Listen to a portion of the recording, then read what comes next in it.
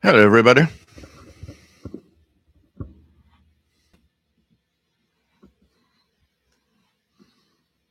Hope everyone is all right. Looking at everything is okay. That's pretty good.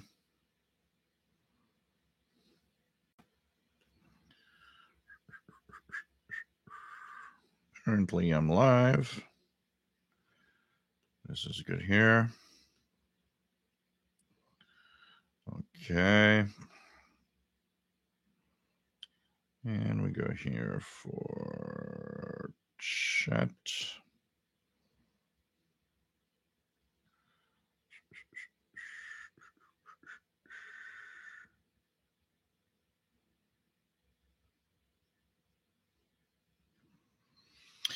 So, hey, everybody. Welcome aboard. After what, 2 weeks? 2 weeks of not being here. So, we're back. And it's been 2 weeks of very complicated um, times and more ahead, probably. As my friend is, of course, now in rehab for, kind of learn to walk again and stuff like that. And hopefully it's going to work. But the problem is they sent him and really, really far. So it takes me like an hour, almost an hour and a half just to go and come back. Another hour and a half to come back. It's really, really weird. But anyways, things are at least going, and we're gonna cross our fingers that things are getting better, for sure. So, welcome everyone. This is the live show. We are here on twice a week in general. We are here on the Wednesday show, which is at 0 hours UTC, Thursday for most of the world, but it's Wednesday evening for North America, and that's 8 p.m. Eastern time, Eastern Daylight Time. We are also on Saturday at 4 p.m. Eastern Daylight Time, and that's 20 hours UTC. We talk about radio and just have fun with radio in general, and just, kind of have a great moment together talking about our favorite hobby of radio listening. It's nice to have everybody here. Thanks for being here as always. And there's a chat room if you enjoy the uh, the camaraderie and enjoy talking and chatting with others. Great people here in the chat room for sure, that you can join. And when that's over, well, you have the ability to go to the Facebook group, which happens to be, official SWL channel, same name as the YouTube channel. And we actually have a lot of fun talking about, you know, just radio in general, and it's kind of cool. So, been I haven't been on the radio much in the last few weeks, but I did turn on the radio here and there, listen to some stuff. This weekend is the 60th anniversary. Wish I could be there. 60th anniversary barbecue in Sherwood Park, Alberta, Canada, for the Canadian International DX Club. Unfortunately, because I'm taking care of my friend, I am unable to attend. If it was not for that, I would have attended the and been there for sure. Looks like a blast, and I think it's a lot of fun. I want to say hello to Richard Lemke, that was actually there yesterday. Says that he had a lot of fun there, fun food and Zoom call at Mickey Delmage House in Sherwood Park, with 9 CIDX members seating outside. And then memory lane, past pictures, shown memory, and old school slide presentation. It says tears to my eyes from much hair I had. Yeah, we change over time. We do change over time, definitely. And glad that you could attend that. And man, I would have loved to be there. So nice to have you here, Richard, and glad that you had some fun going there yesterday. Now, we do have our contest today where we will announce a winner, and you can still participate if you have not done so yet. And so, if you want to have a Paul the Cat mug that says in the back, Shortwave Radio Forever, it's going to be drawn to a lucky winner today. So this is up for grabs today. I've got little papers with names already in, of course, cat food box. And if you have not participated, if you're wondering how do you do that, what you need to do is simply send an email and give me your favorite radio that you are using. And I will add you before I do the drawing today of the lucky winner of a Paul the Cat mug. Now, the title of your email, if possible, Paul the Cat mug contest, or just, mug contest or whatever. But it's going to be sent to a lucky winner, and to do so, simply send the email to officialshortwaveradio@gmail.com. I just posted the email in the chat room. You'll be able to participate and maybe win a Paul the Cat mug. So we have a special edition, by the way, for those that are enjoy the International Radio Report special edition that will be airing tomorrow on CKUT at 14:30 UTC. It is a nice special edition for a 60th anniversary of the Canadian International DX Club. So the Canadian International DX Club is Canada's radio listening club, and it exists now for 60 years. Started in 1962, and it's a great club. So we had some interviews via Skype with a few of the people that attended in Alberta. So there will be some interviews with that, short interviews with the people that were there through the Skype.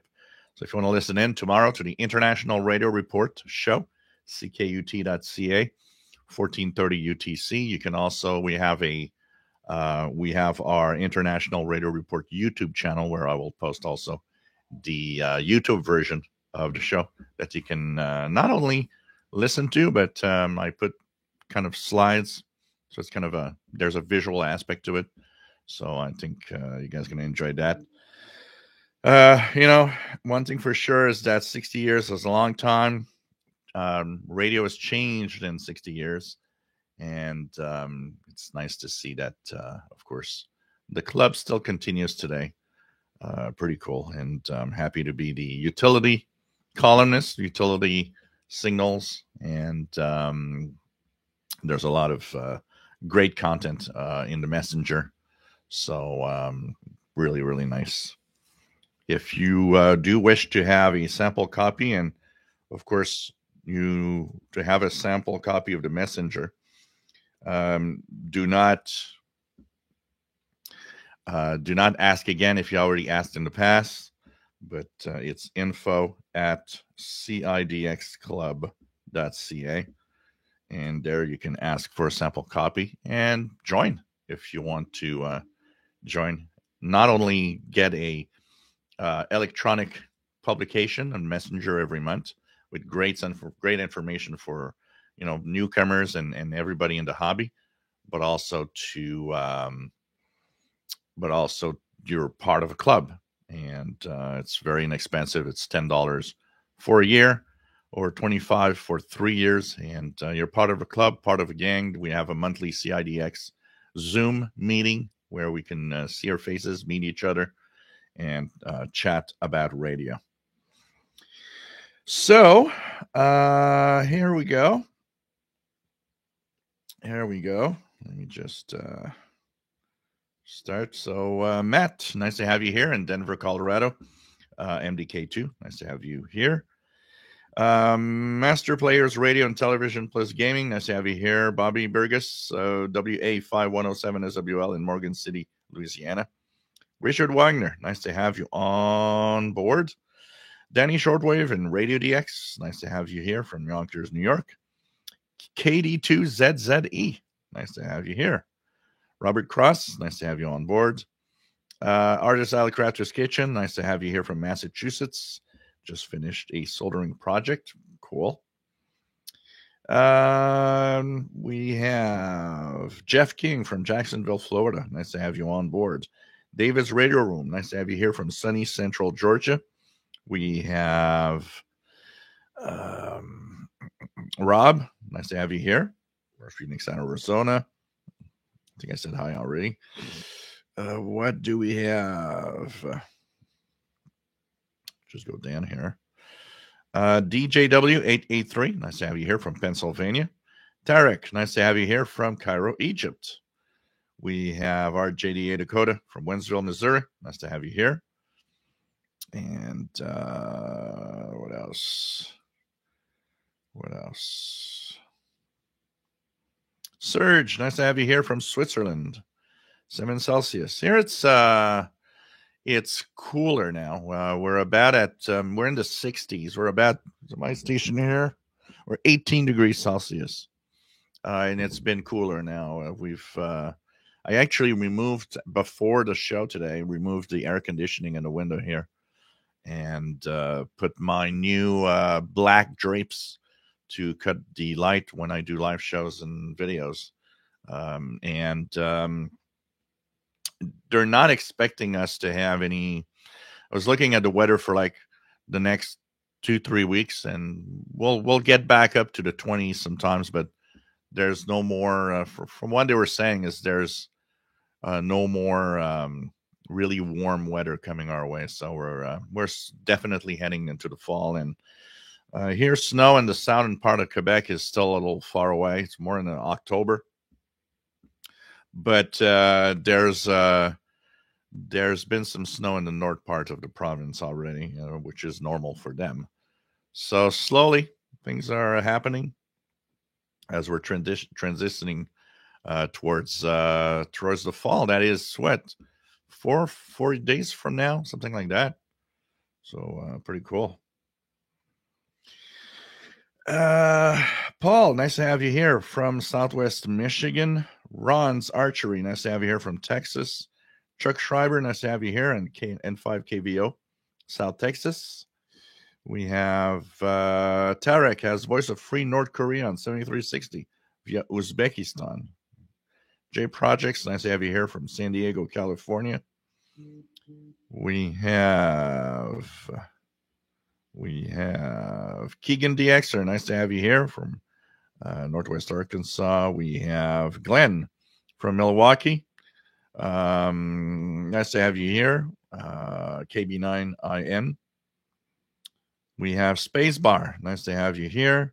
Kevin Murray. Nice to have you on board from Windy, Wyoming. KK7HGD. Shortwave Archive. Nice to have you here. Paul has Radio Exterior España coming in 17855 very well.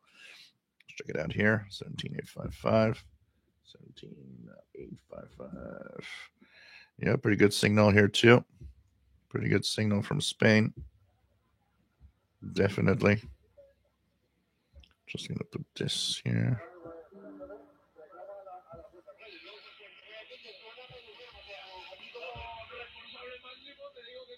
Very good signal. Spain in Spanish on 17855. Chris C., nice to have you here. We have Levi Nathan, nice to have you here from Israel, and hope that you're not you're going in the right direction from the hospital. Hope nothing's too bad, my friend. Nice to have you here. Joseph, nice to have you on board from San Francisco Bay Area.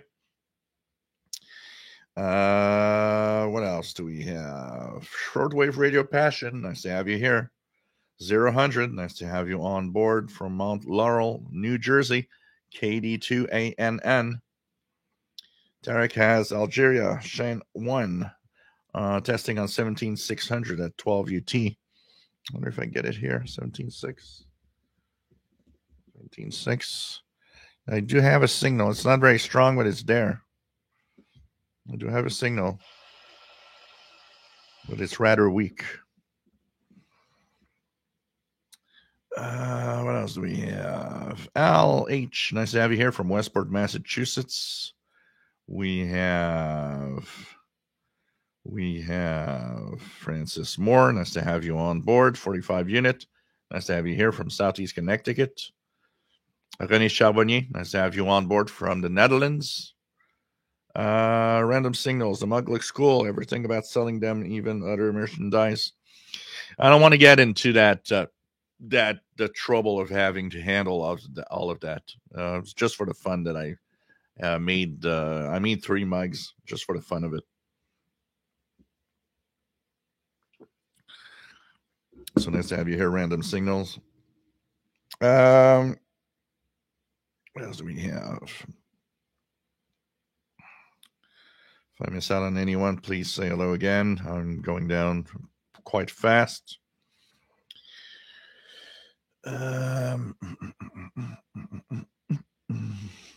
Okay, then we have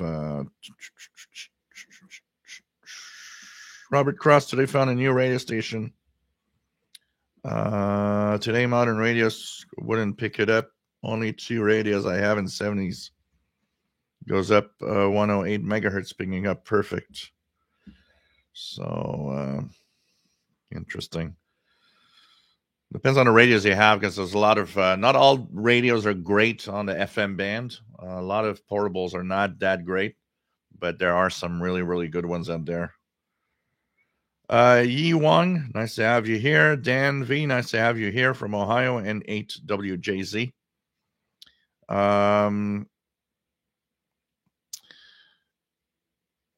Bryso, nice to have you here from Western Pennsylvania. Michael, nice to have you here. Dave Conte, nice to have you here from the Bronx, New York. Heard something unusual this morning on shortwave, and someone suggested it could have been Narrow FM. What is that? Where did you hear it first? What frequency were you tuned to? And if it was on the, because Narrow FM is only on one part of the shortwave spectrum. It's on a very high frequencies of the shortwave spectrum at 29 megahertz.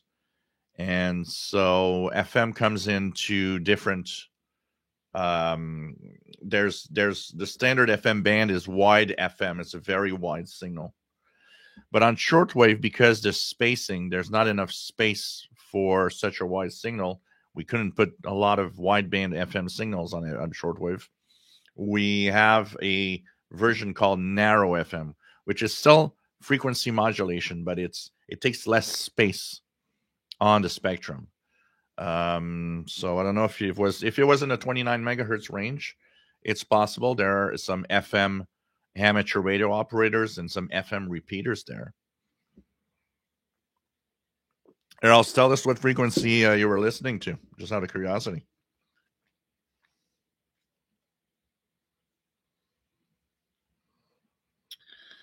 Jim's Radio Check, nice to have you on board.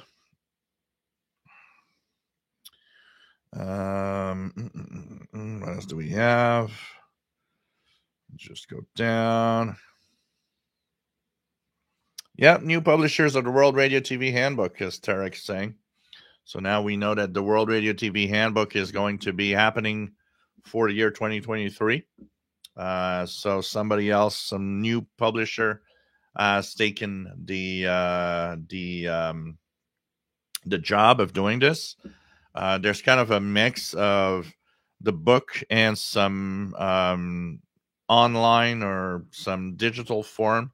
So this is going to be interesting to see what they come up with. when it gets here. So it should be here, of course, around Christmas usually. It's going to be very interesting, but nice to see that somebody else is trying to get the World Radio TV Handbook, basically.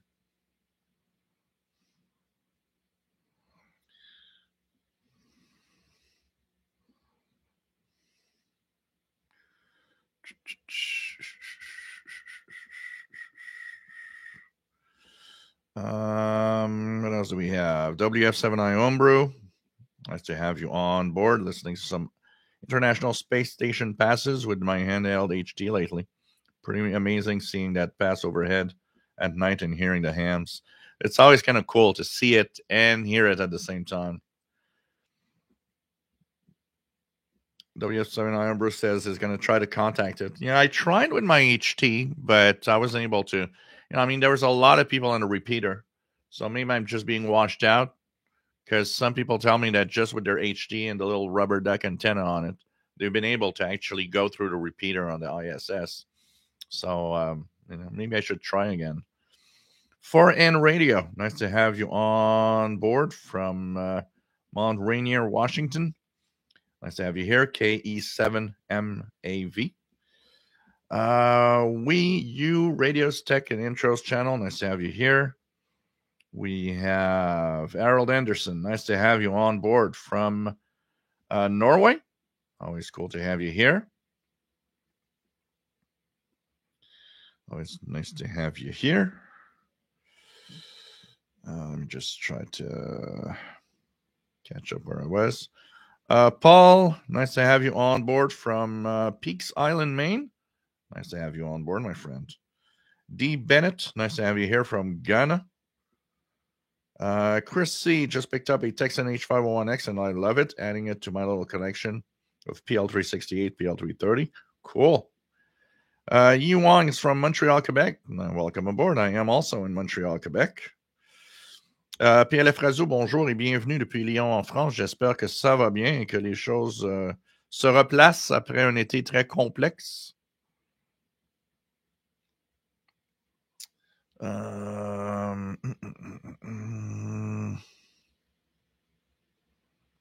Jim's Radio Check been enjoying the internet SDR receivers. Laura Robertson, nice to have you here from Italy. What else do we have? Mr. Squirrel, nice to have you here from upstate New York. We have Keegan DeXter says, today marks 50 years since the MASH TV series premiered on CBS, September 17, 1972. A later episode featured a Zenith H500 in the background. Wow, time goes by so fast. I remember my mom watching MASH and that famous last episode, which was, I believe, one of the most viewed at the time, one of the most viewed last episode of a series on TV.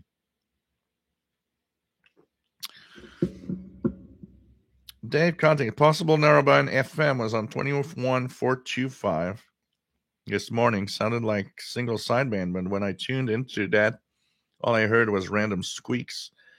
21425 could have been AM mode.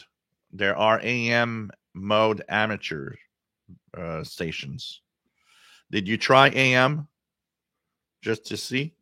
Because I don't recall FM except outside of the 10 meter band. Only in the 10 meter band do I remember hearing FM on. Let's see I'm going to check it out here. Going to check out the 15 meter band plan. So the band plan for 15 meters, just out of curiosity,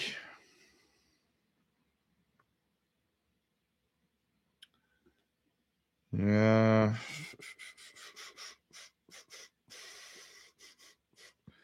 because on 10 meters there's some, check it out here, HF FM amateur radio.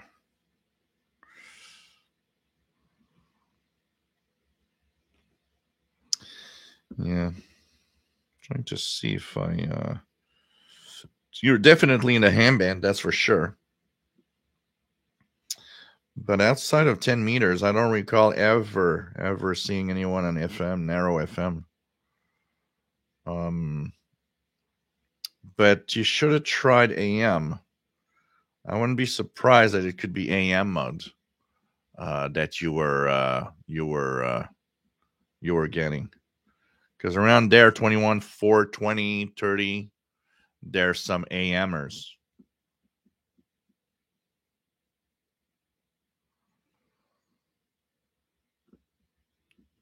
Matt says we'll go online version of the World Radio TV Handbook if that's an option. Yeah, I don't know exactly what they want to do online. It's not clear. They seem to say it's going to complement the WRTH. So it's not clear if it's the full book that is digital or just some form of, online add-on to the book itself. I would like to have it personally as an electronic book. I would actually love to have it in my tablet rather than have the book itself. That'd be kind of nice. So we'll see what comes up.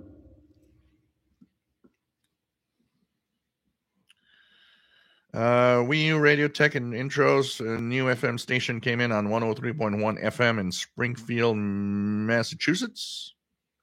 Cool.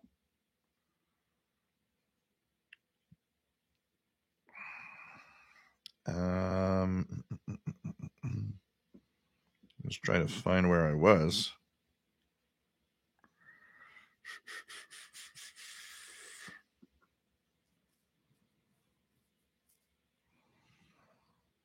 Lost my space. Gary 24 fan, nice to have you on board from Fort Fairfield, Maine. Planted Aquariums, nice to have you on board. New member of the CIDX Club. Thanks for the recommendation in this live video. Cool. Martin PE9TIJ says no luck with the ISS on my HD also. Yeah. I don't know if it's just I'm not making it strong enough, but I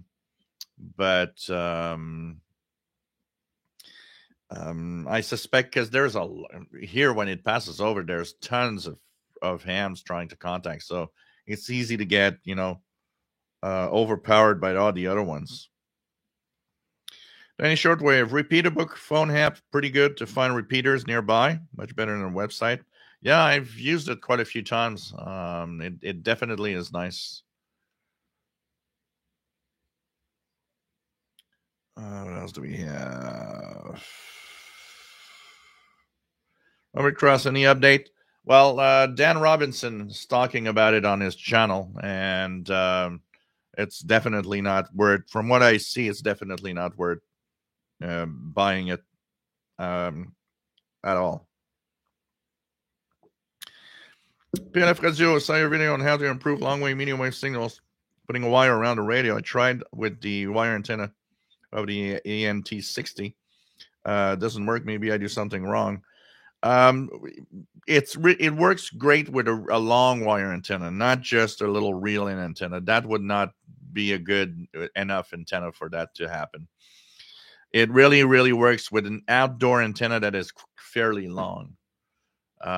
Just with that ANT60, it's not long enough. It's not going to give you that. And plus, the ANT60 is shielded cable with a center connector, so it can't work with that also because the signal's at the center connector, not around the kind of the shielding of that cable. So with an ANT60, you would not see a difference really.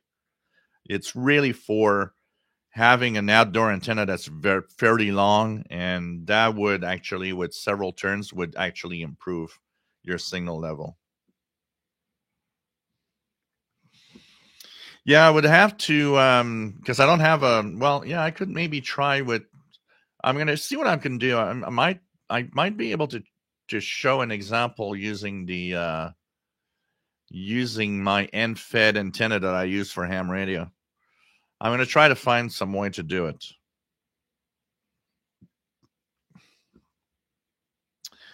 Carlos, nice to have you here from Poland.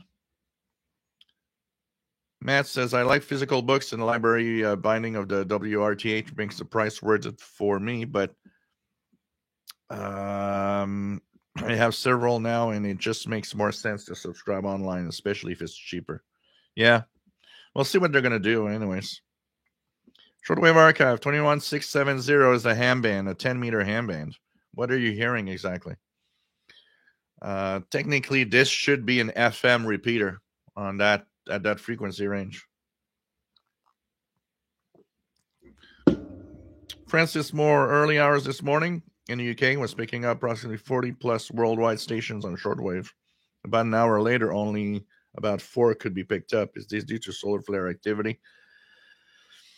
There is that possibility. I know that the sun has been having a lot of activity lately. Let me just check here what happened today. If I could see if I'm just going to check out to see if I can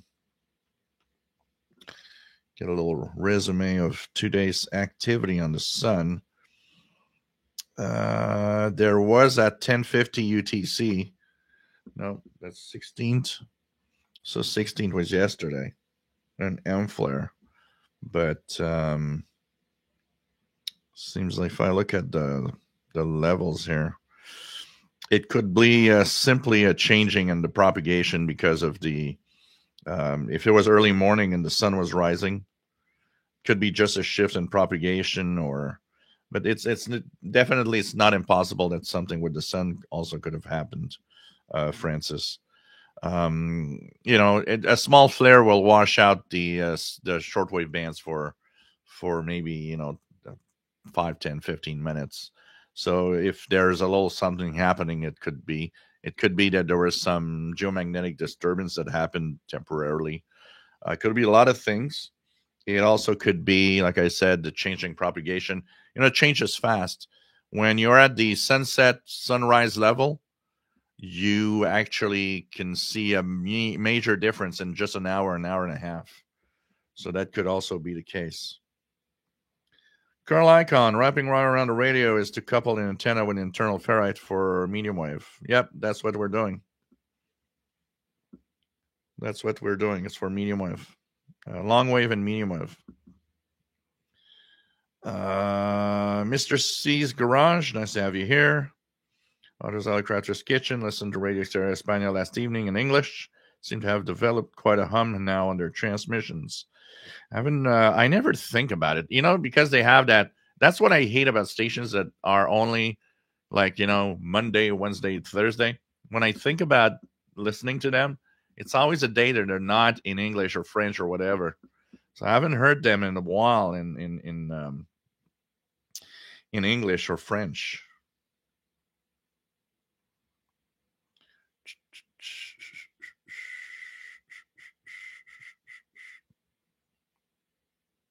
Oh, what frequency? Did I read the frequency right? I'm just going to go back for a second. You said 29? Let me just check it out here. 29. Pirate. 29670. Yeah, 29670 is that 10-meter ham band. 29670 is not a transmitter to Studio Link. That's the 10-meter ham band, which usually has FM signals.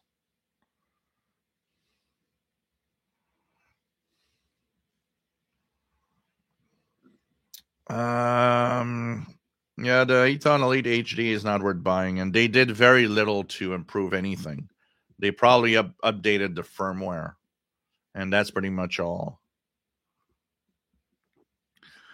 A lot of the flaws are there, and it mutes when you tune around, and apparently what they call the passband tuning is not a passband tuning at all. It's more of a fine tuning. So I don't know. Simon Templar, nice to have you here.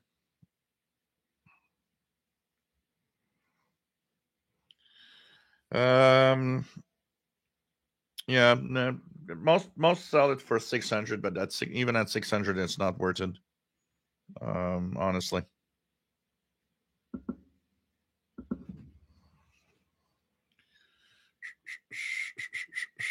What Ethon, Francis? I have several of them. If you're talking of the 750, Elite 750. Music, you're having images or something. Shortwave archive. 29670, you cannot have music. You're having an image or something from another frequency is getting into that frequency. What radio are you using? Out of curiosity.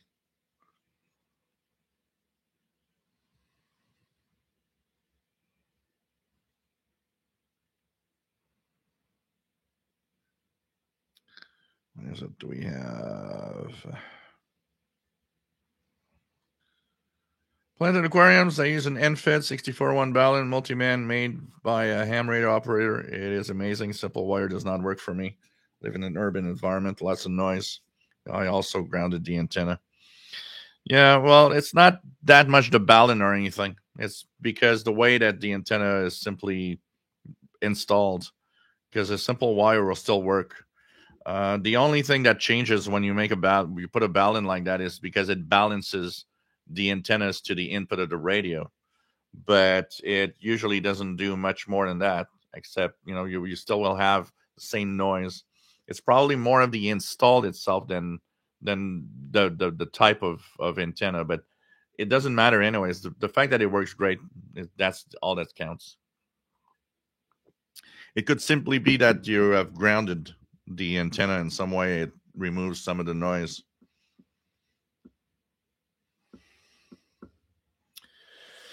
Yeah, gray line propagation.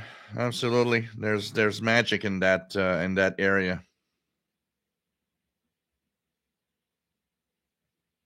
Harold Anderson will only have a few FM stations in Norway. That is only local stations. Now we are using the AB radios. That is not good in a car, but when I am driving, I use the local radio stations on FM. Mad Max 2069, nice to have you here. Robert Cross, when I'm repairing any radios, I have Harold disconnected when radio in pieces. I use a bit of wire testing the radio. Scott, KC2CAD, nice to have you here from North Boston, New York. Yeah, well, firmware updates fixes some stuff, but it doesn't you can't fix everything with a firmware update. There are things that are not dependent on the firmware updates. Madison County Sound Labs, nice to have you here from New Jersey. N1XV. And he's CW only. What else do we have? Yeah, well, at that price, it could be worth it. But it's definitely not worth much more than that. Seven Brozak. Hello from Poland. New Texan 2000 or used Yaesu FRG 7700 for beginner. If you're talking about an S2000, I would get the FRG 7700. You'd get a better radio there. The Texan S2000, aka the 750, Ethon 750, really not worth. It's not a good radio. It's not worth it.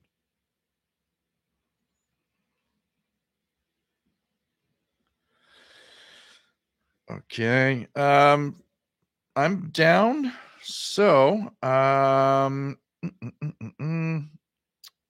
just wanted to say also that for the 60th anniversary of the Canadian International DX Club, I will be activating the club station tomorrow, Sunday. So tomorrow, Sunday, September 18th, at 20 hours Universal Time, I will be activating Victor Echo 2 Alpha Quebec Papa for the 60th anniversary of the CIDX Club. I plan to be mostly in the 40, 20 meter band. I might be elsewhere. I think I'm going to go around a lot of the band depending on propagation. I'm going to go everywhere and see where people to hear me. So if you want to try to contact me, if you've missed me last time I did the special event station, I will be once again tomorrow active, starting at 20 UTC. I don't know for how long. Honestly, could be many hours, could be just an hour or two. Will depend on how I feel about operating for a while, and maybe the number of stations I contact also.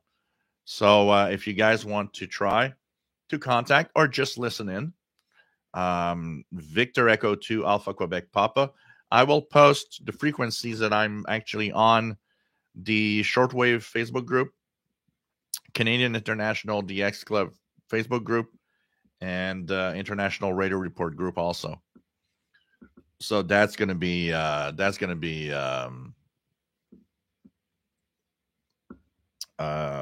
interesting to if you want to contact. And if you're a listener, you can listen in, send a reception report to info at cidxclub.ca.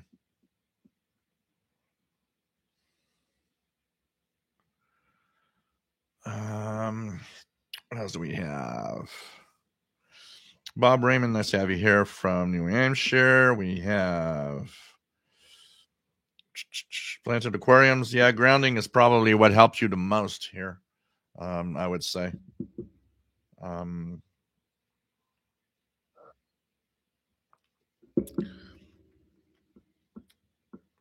so here we go. So, like I said, tomorrow I'll be operating the station, the club station for Victor Echo 2 Alpha Quebec Papa. Wanted to answer a couple of questions that I've seen here. One about, of course, the Ethon Elite 750 that I've been doing a lot of videos. Don't get me wrong, a lot of people take the fact that I had a lot of videos posted that I'm getting to love the radio. I'm not. Honestly, I kept it mostly because of its looks, and it'll be nice in the collection. But I will not be using it much because it is not worth its price, and it doesn't perform that well. Honestly, for serious radio listening, serious shortwave, there's way other radios that are so much better, and that is that. And some people are mad at my comments. Well, you know what? It's real world testing, and I know what I'm talking about. If you're not happy with my my outlook or my take on the Ethon Elite 750, well, so be it. I'm not going to change my mind. It's the way that radio is, and it is what it is. We talked about grain line propagation, and somebody was asking me actually this week about grain line propagation and what it is. And there's something very unique about grain line propagation. So grain line propagation refers to the terminator part of our of the day and night side of the earth. And I'm going to show you an example here. So the example I'm going to show you is from here. So you see that the day and night side of the earth is divided, of course, with a transition. You see the transition is this part where it's not totally dark, not totally light. And as we're going into darkness, this is where gray line happens. Gray line DX refers to one thing very specific.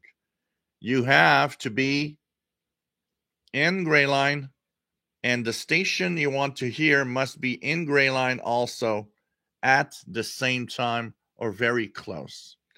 So what you do is you look at the day and night part of the earth through a map like this, and you will see where the gray line, where the terminator, because it's actually called a terminator, is on the earth. So when it reaches your area, where is it on the rest of the planet? This will actually help you a lot in propagation of some specific signals. Gray line has a very unique propagation characteristic, and it often enhances a lot signals coming from a specific area.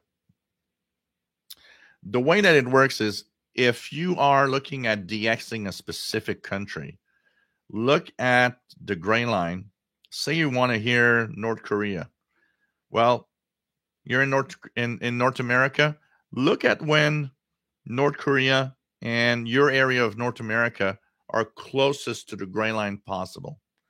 This is going to help you maybe actually hear North Korea, for example, because the frequencies and the propagation during the gray line is enhanced and is very amazing.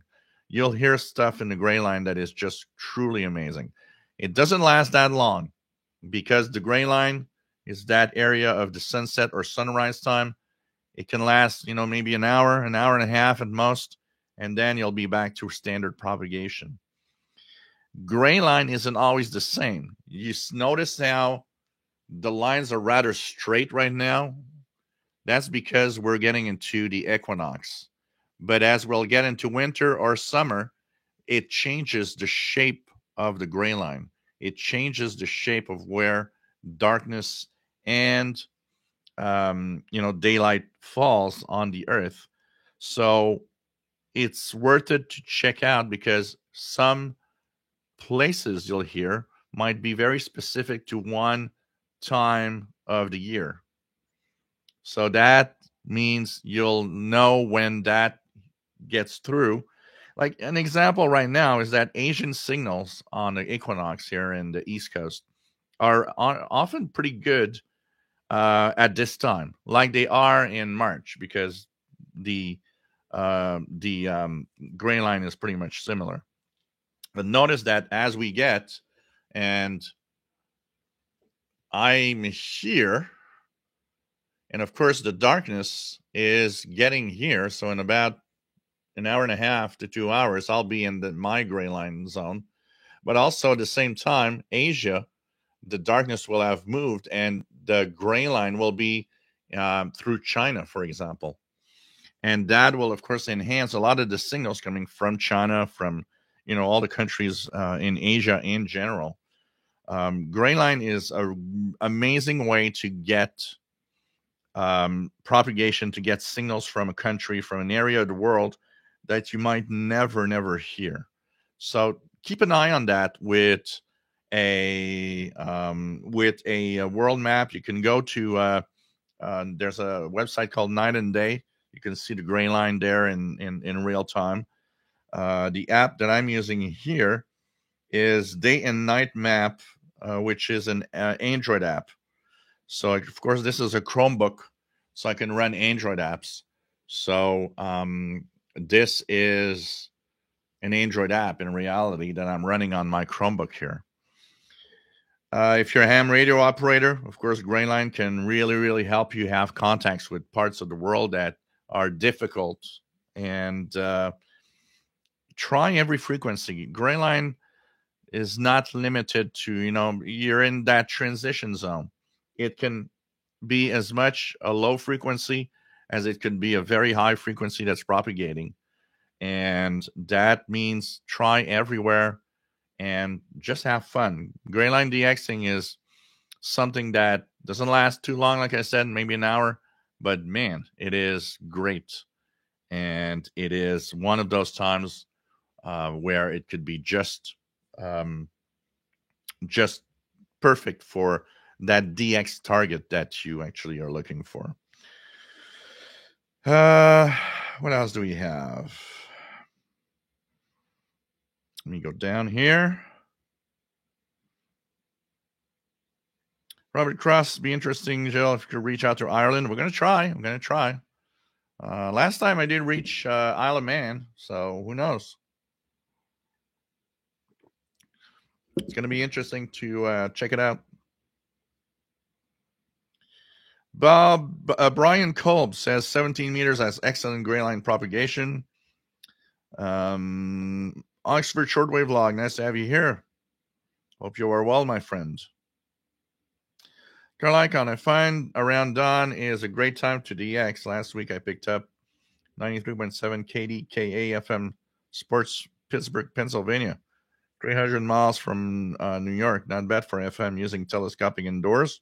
Cool. Francis Moore, been doing some reading about propagation. Amazing stuff. Radio waves travel at just under 300. Yeah, it's pretty much speed of light. Speed of light. And layers and ionosphere, how they affect radio waves. It's when you start looking at propagation, at the ionosphere, at everything, it is definitely an amazing thing to learn more about. It definitely helps you also understand more of your hobby, and know when to listen to specific frequencies or not. Know when you can hear one part of the world or not, depending on the frequency they're using. Unfortunately, that knowledge is important because a lot of people will say, "Oh, I heard this station from that part of the world at that frequency," and you look at the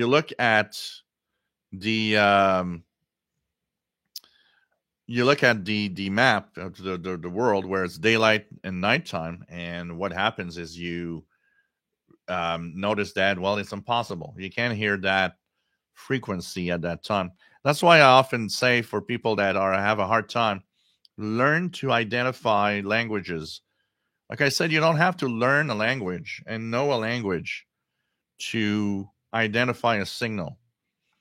You can easily identify a language when you get used to it, knowing, like, it's easy to see Japanese.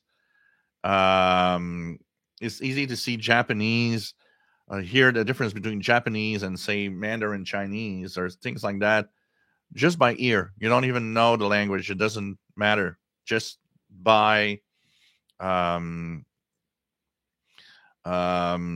just by ear, it's if you can identify the language, it helps you a lot. Sometimes 2, 3, 4 stations on the same frequency at the same time.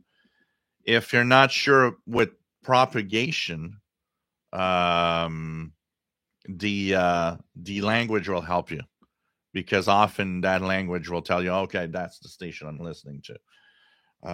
Some of course, are difficult to identify, but as you get used to what sounds Portuguese, or what sounds French, and what sounds Spanish, and what sounds German, and so on, at some point what happens is you'll hear it, you'll say, oh, that's German, and you know that the only station you can hear, okay, it must be German, so it must be this one. It helps tremendously to identify by ear a language when there's several transmissions and you're not really sure which one it could be. The other thing, of course, understanding that some frequencies can't propagate on daylight, for example. Say you're listening to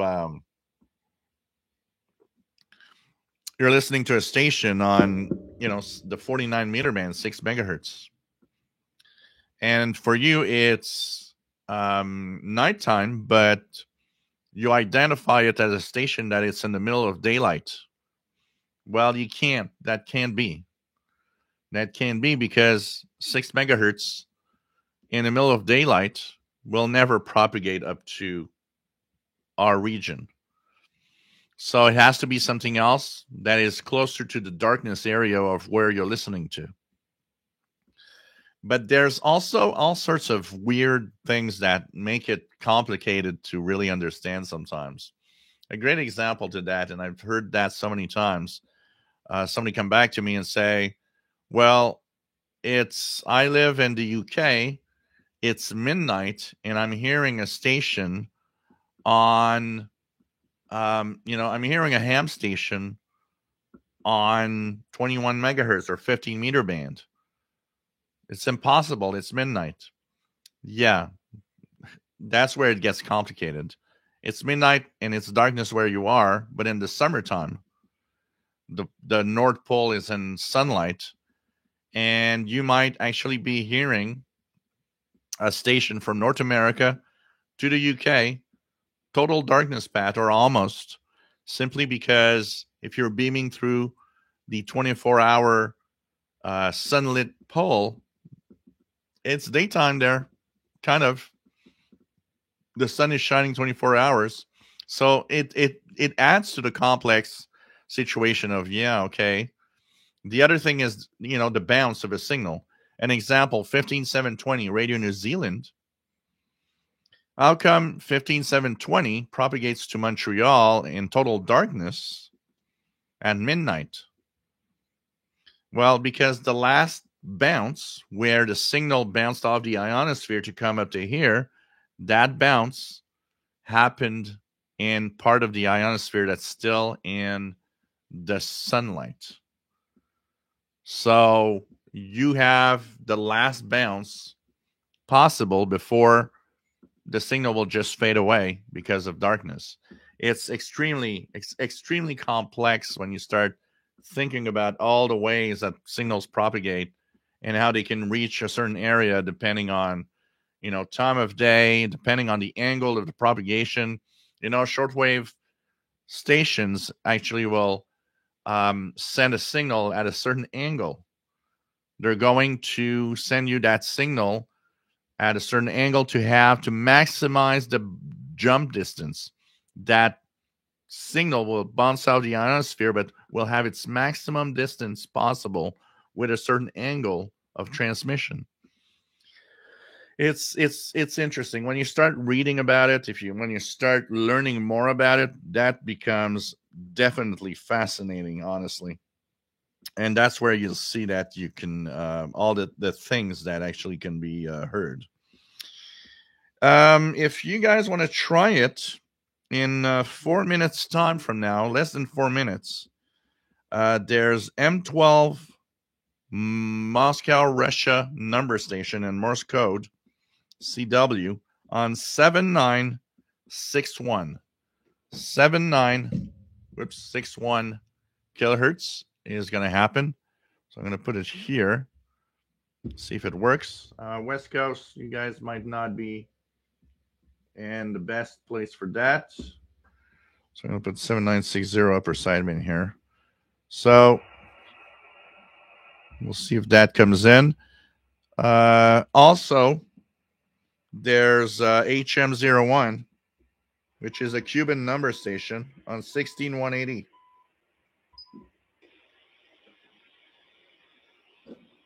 Looking here. I see that there's a signal. I don't know for you guys. 16180 Cuba and M12 Moscow, Russia 7961 in about 3 minutes. So I'm going to see if we hear the Morse code one here from Moscow, Russia. Okay, let's go back to the chat room here.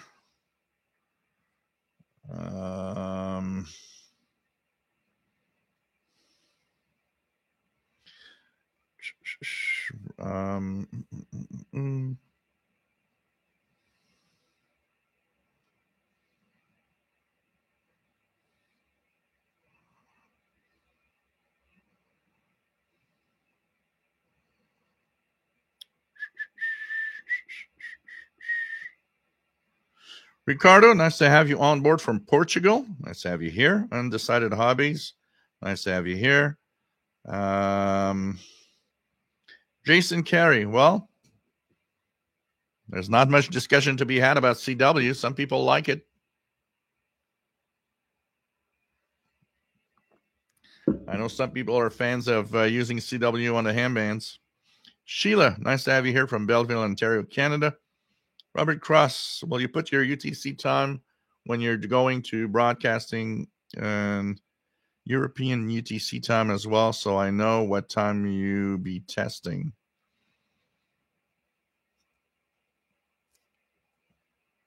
I don't get it. So for the handbands, it's really UTC. I'm using just UTC. There's no other time to use. So tomorrow I'll be there starting at 20 hours Universal Time. So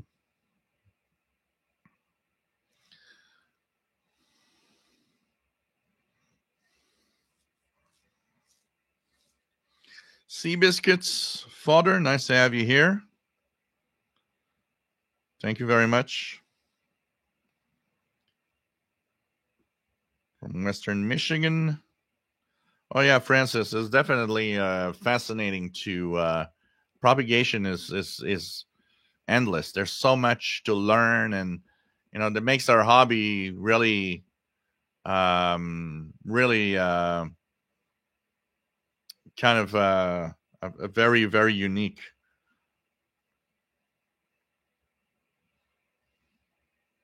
I'm hearing the Morse code.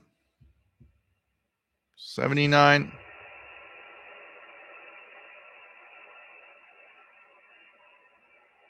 It's not very strong here, but it's there. Morse code 7961 CW or 7960 upper sideband. I'm hearing the Morse code here. Moscow, Russia, number station in CW. Jet Crafter, nice to have you here from Southern Maine. Ricardo, when I was a kid, early 80s, I defending foreign languages was actually something I did a lot with my cousins in the summer during family meetings. Yep, PLF Radio, that's what we were talking about, the different number stations there. Archer's Auto Crafter's Kitchen, you can really learn a lot about propagation and the origin of the signals by listening to and identifying the flutter. I try to have several radios on at once if I hear the signal fluttering. Yep.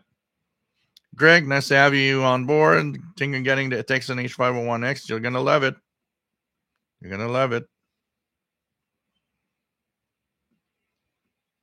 Cuban lottery numbers. And you won yourself one day in jail.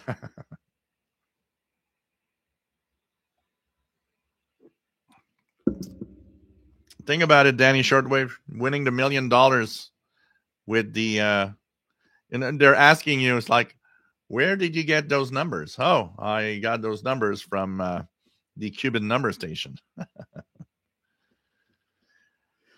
Cliff Moores, nice to have you here. Thank you, Francis, for the tip. Storms, Radios, and Cats, nice to have you here. PLF Radio is hearing 16329 USB 2, RTTY signal. Let's check it out here. 16.329. Am I getting anything there? Not getting anything on 16329.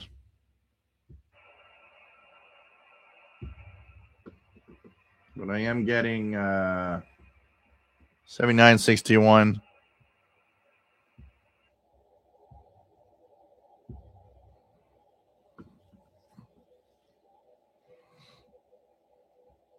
So right now it's a faster CW coded message from Moscow, Russia. Our Dodd 796157 here with CW mode in North New Jersey. Moonvision, is there a plugin in SDR Uno that will decode CW dots and dashes into text? It's not a plugin, but you have software like FLDG. If you want to decode Morse code, FLDG, multi-PSK are two software that you can use for, some people use others, that will decode some CW for you for Morse code. But remember, if the Morse code is sent like by a computer, it works pretty well. But when Morse code is sent by humans, it isn't that great because computers require really stable speeds. And when it's sent by a human, often there's a slight variation in speed. So the Morse code, the coding isn't that great. So Cliff Morris from Tucson, Arizona. Nice to have you here. We have Francis Moore, got the Russian Morse in Birmingham, UK. Must be much stronger in Europe, actually. Scott, KC2C80, here, Russian, North Boston, New York. Yep, there used to be, well, everywhere, almost everybody required CW at some point here in Canada. But I'm happy that Dad has gone because why put CW requirement that will just have less people get into the hobby. I know a lot of hams that had all the knowledge, and what kept them away from ham radio was Morse code.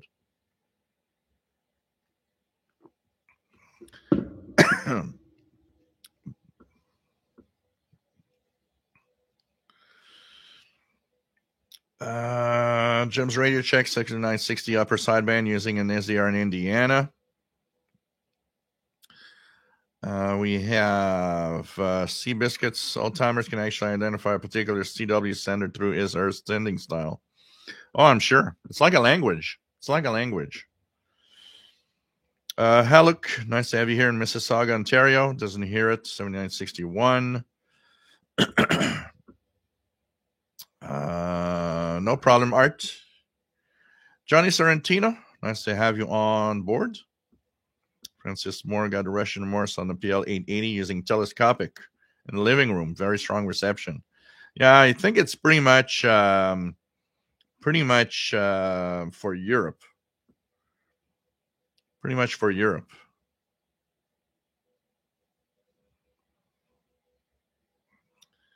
Bob Raymond, 7961 S5 in Nashua. Pretty cool. Robert Cross has very strong Morse code in Ireland.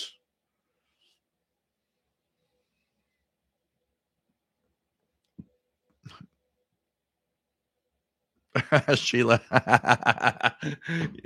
that happens to everybody. We post a frequency and then it's the wrong one. We post it again, we post the wrong one again.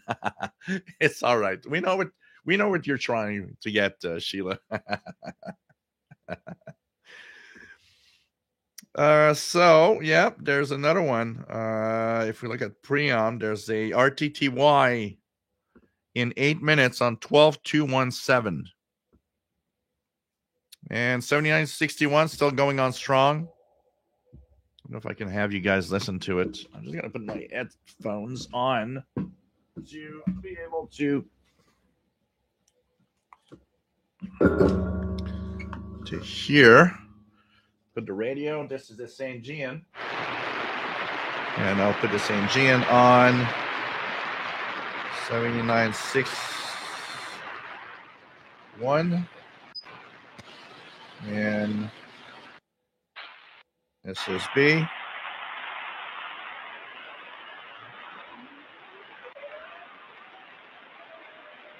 You can hear it here. So this is received from my St. Gian ATS 909X2, which is right here on the table. You can see it here. The frequency so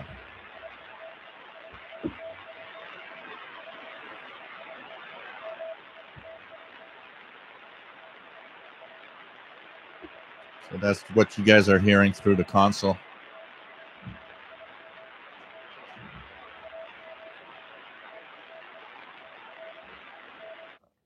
So I'm getting that with the ML830 loop antenna right now.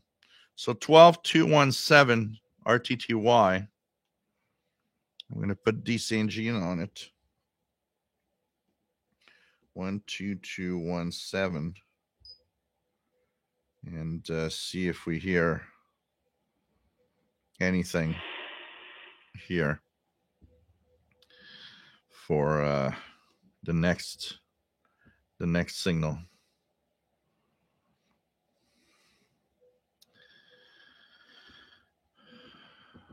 Bob Raymond, red wine improves typing.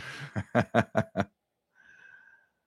else do we have? Chuck Yunkin, nice to have you here. Foreign Radio says, Gray line propagation is especially fun when it's long path. My best 60 meters reception of African station had been local sunrise long path from Washington State coast.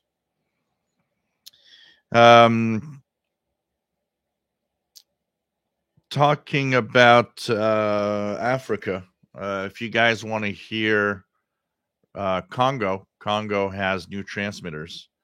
So China has actually took 2 months to build and install the new antennas and transmitters for Radio Congo, chaîne nationale de Radio Congo, on 6115 kilohertz. So if you guys want to try Congo, you should actually make it quite well. It's a 50 kilowatt transmitter, brand new, and offered by China to Congo.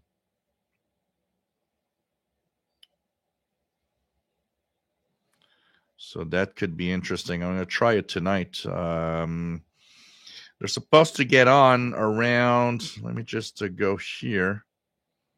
If I look at the schedules for Congo, they're supposed to get on around 05:15, but the official time that people have heard it, starting at 06 UT, 6115 in French. So if you hear French on 6115, there's a good chance you're hearing Radio Congo and their new 50 kilowatt transmitter. So this is cool, which means Congo going to be on the air for a long time. Nothing special right now in pirate stations, so that's okay. So in 4 minutes, 12217 upper sideband, you might hear some form of RTTY, F06. F06 is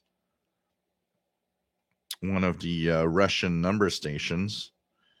F06, let me just go here for a second.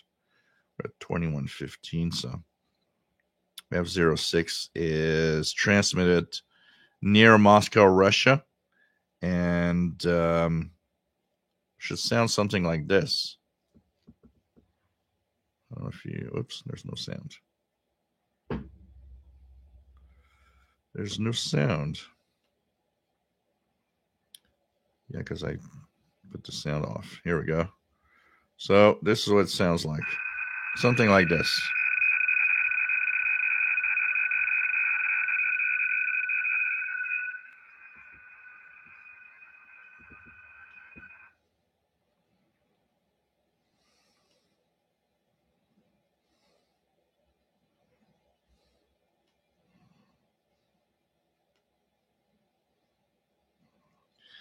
So this is going to be 12215 in a few minutes' time, 3 minutes. It's going to be interesting to see if we hear it. And more stations probably coming up after that.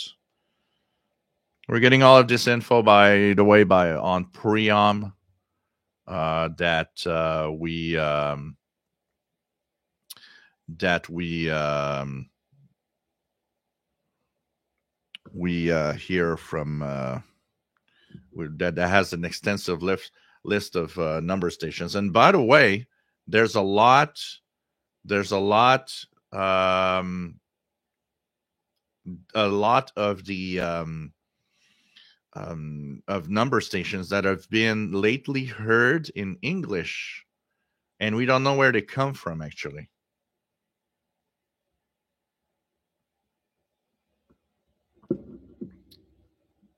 So I've seen quite a few videos, and I've seen quite a few people in the last few weeks posting English language number stations.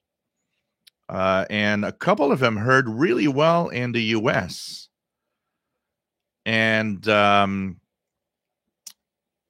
not listed anywhere. They're not on Priom, which made me think about tuning around bands a little more at different times to try to find something unusual. I've seen at least 3 or 4 posts of YouTube, and I've seen a group talk about it with at least a dozen frequencies. It's robotic, so it's obviously computers. It's a robotic English language voice, and a couple of them real strong in the United States, which makes me wonder where they're coming from. They don't have typical propagation characteristics that seem to indicate they come from really far. So it made me wonder, where could they be coming from? Nobody has a clue. And it seemed to be happening only in the past month or so ish. So maybe some new number station popped up somewhere, because I'm very, very intrigued by what I've seen. So you guys keep an ear open and tune around, because it's very, very interesting what's happening right now.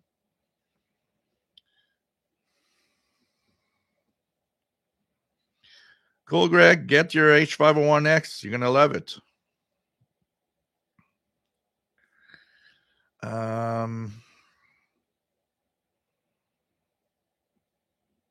Yeah, that happens. Storms, radios, and cats. You know, when I do my the ham station like tomorrow, what I hate is a lot of people that have no sense of being decent. They just clobber you on a frequency, and who cares if you're there or not? Not even asking, is the frequency news? Nothing. And there is a lot of whistling, and people tuning on the frequency you're actually operating on, and it's like, come on, guys, do you know how to operate a ham station? It's crazy.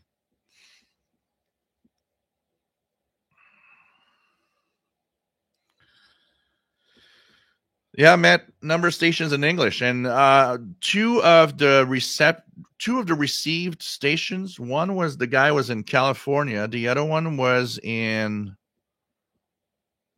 I think it was in Oregon, and it was very clear and very strong.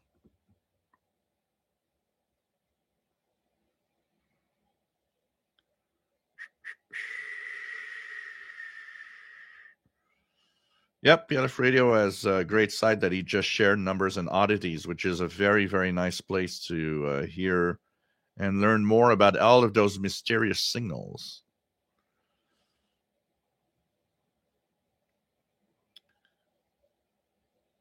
PLF Radio, if it's possible, I hope you can make. Oh, if I hear it, I definitely will make a video. You can bet about. I will post that on my shortwave group.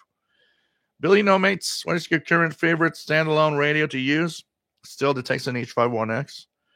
I would say that I jump from the Texan H501X or the Texan PL990X all the time. They are my favorites. And I've learned to kind of love somewhat the Sangean ATS 909X2, even if it has flaws that are a little difficult to accept. It's still not a bad radio. But definitely the H501X and the Texan 990X are both of my favorite. But if I want to have a very portable radio with me, something that is not as heavy and big to bring along, Texan PL368 or the CountyCom GP7 SSB, really, really like those, the form factor and all of that.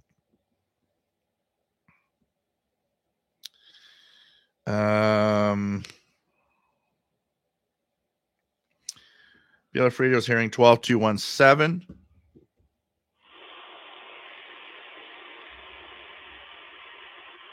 Not hearing anything here. 12217.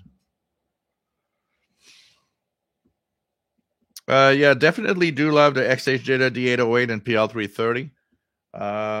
The reason I don't mention them is not because they're not good. They're still very, very good. It's just because if I tune around, I definitely like the fact that the 990X and the H501 don't mute when tuning around. Just like the Sangean ATS 909X2 doesn't mute when you tune around. So for that reason, they've become kind of my favorite. But honestly, the D808, XH Data D808, Texan PL330 are still great radios. Definitely.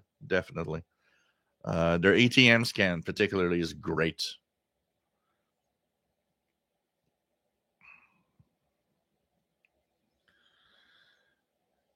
How's the Seacrane Skywave? So I got a Seacrane Skywave SSB. It's okay.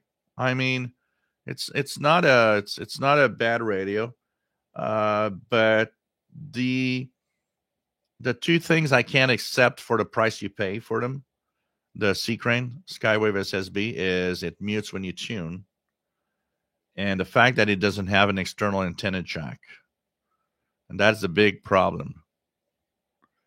But if you're looking for something that has shortwave and the NOAA weather channels is something important for you for maybe weather emergencies and stuff like that, there's nothing else on the market that performs as well on shortwave and gives you NOAA weather channel stations. So for that, it is a good package, definitely. It is slightly less sensitive, though, that when I did tests and brought the XH Data D808, it seemed to be a little less sensitive. But then again, the antenna on the C-Crane CC Skywave SSB is very short. Clip a piece of wire and it'll be fine. I mean, tuning SSB, all of that, it works. It's sensitive enough for that. And, clip a wire, like I said, on the telescopic, it's going to work fine. It's in its own little category, I will say. It's in its own category.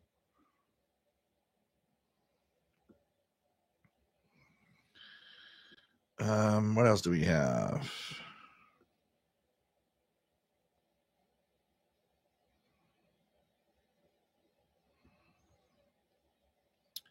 Mates, I really like your beginner's guide series of videos. I even learned from them, and I have been tuning for years.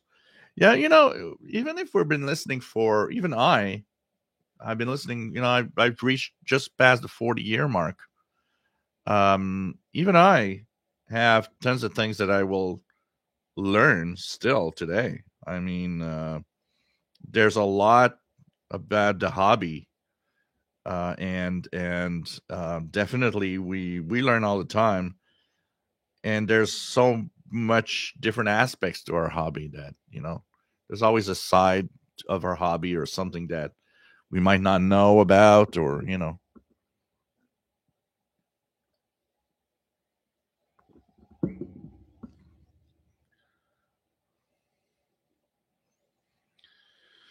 Mohammed, what's the best antenna setup for 990? It all depends on your location.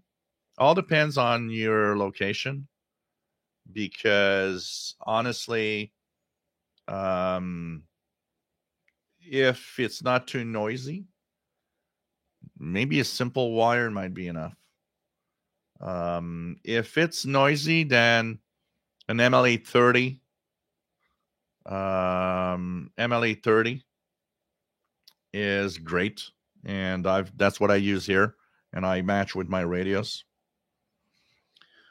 Coastal waves and wires. Propagation amazing right now. I worked Australia long path to Poland today. And you got to ignore the percentage of bad hams. Definitely, you're totally right on that. Nice to have you here, Walt. SB/K4 OGO. Ardad 12217 in New Jersey. 55 for RT2Y. Yeah, I think it's an encrypted form of RT2Y. I don't think you can decode it.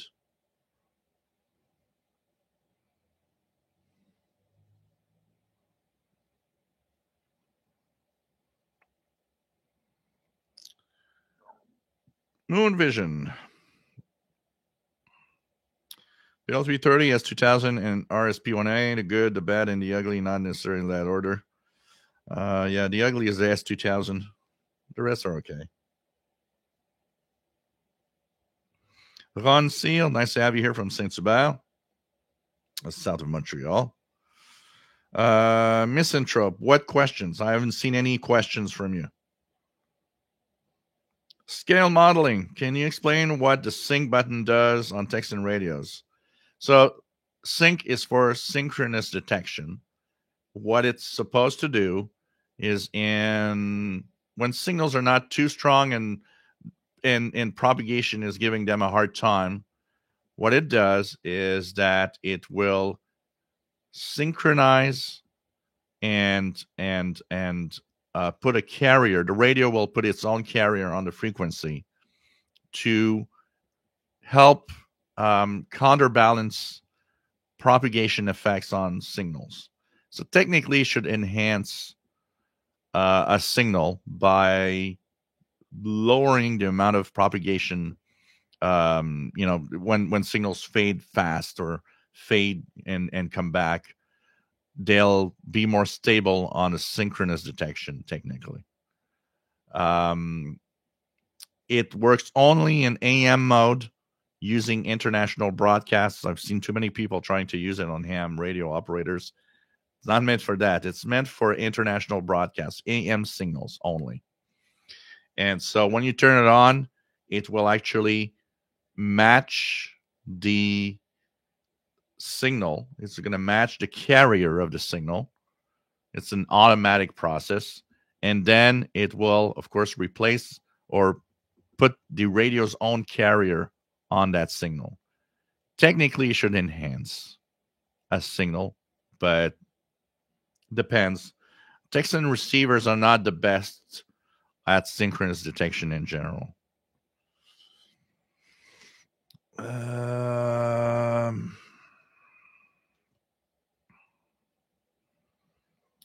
else do we have?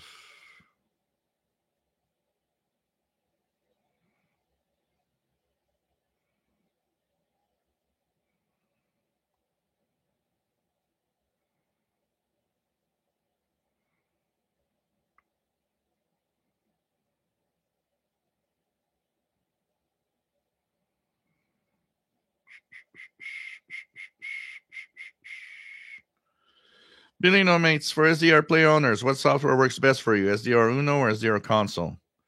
I prefer SDR Uno. Use SDR Console on the AirSpy HF Plus Discovery. I prefer SDR Uno, but there's a lot of it. There's a lot of it that is very personal. Some people like one software over the other. It depends on many factors, and depends what you're looking for.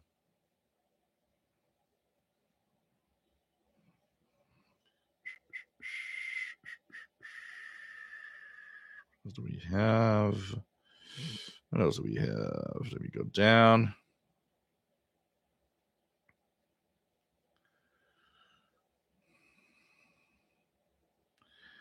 Tim Taylor, winter will start soon, so I can spend more time on shortwave again. Appreciate all your videos and experience. Greetings from South Germany. Bavarian Forest. Cool. Welcome aboard, my friend.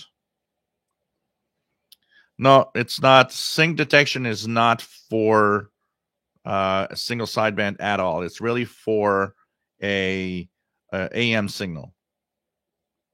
So it's for international broadcast stations, for example. Mr. C's Garage, you have a rotator on your MLA30? Nope. Mine is placed, and most people should have it like that. It's placed for lowest noise possible, and you just leave it like that. On shortwave stations, it doesn't matter. Rotating the MLA30 doesn't change much. It will on medium wave or on stations that are very close, but for most shortwave stations, it doesn't change anything.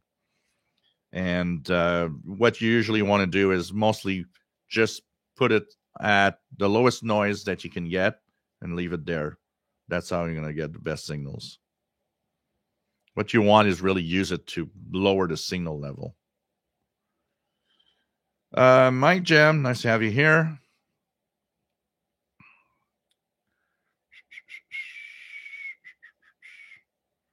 What else? What else do we have? Joseph says, I guess the question is how much directionality really matters on the MLA30. Not that much. Like I said, on shortwave itself, not it.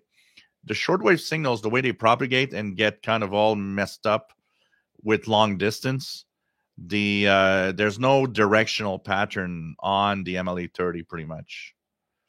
It's really on the local stations, on medium wave. If you're trying to DX medium wave stations, they are closer. They will definitely have an effect on with the MLA30 being rotated. Another signal that I can tell you will be for me, if I listen to CHU on 3330, being only about 100 miles away in Ottawa, the signal, I can actually null out MLA30. Because it's not that far and it's a low frequency.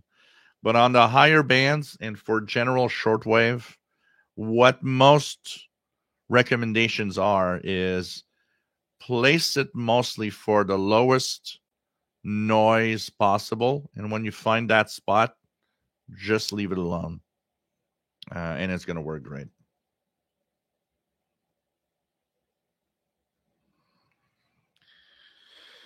Moon Vision, do you think any manufacturer will bring out a new decent affordable desktop receiver like old ICOMs in the future, or is it a dead market? The problem with the market is the fact that we are in now there's two things that are going to drive the market. The market is going to be driven by what is there to listen to, and you can answer that already because of the noise floor, the noise level everywhere.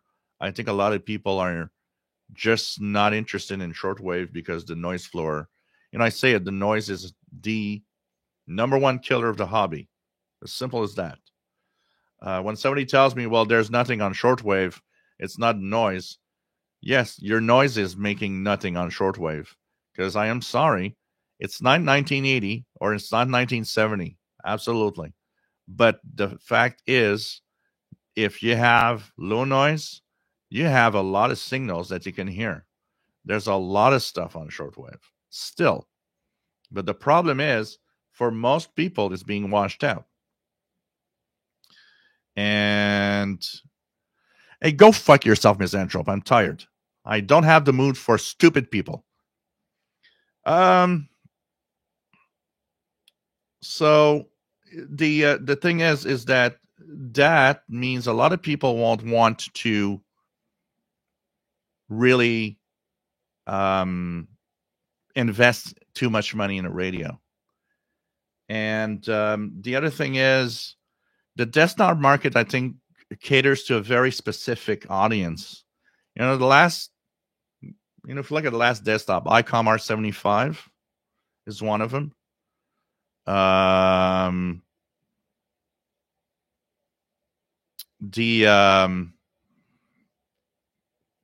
not a lot. Of course, there's an ICOM R. You can get the ICOM R8600, which totally is a wideband receiver, but that does a good job on shortwave. But I don't know. It's a tough market, because if you have a higher priced radio, even if, just look at Ethon, even if the Ethon Satellite HD would be a decent radio, it will cater to a very specific audience, but I don't think it will sell much, because most people won't want to go and pay that high price for it. Add to that the portable receivers that you get today are definitely really amazing for a price that is, it's never been as affordable. I say it often, it's never been so affordable to be in the hobby. Never been so affordable to be in a hobby. So, you know what? It's a tough market to bring out a radio or desktop radio,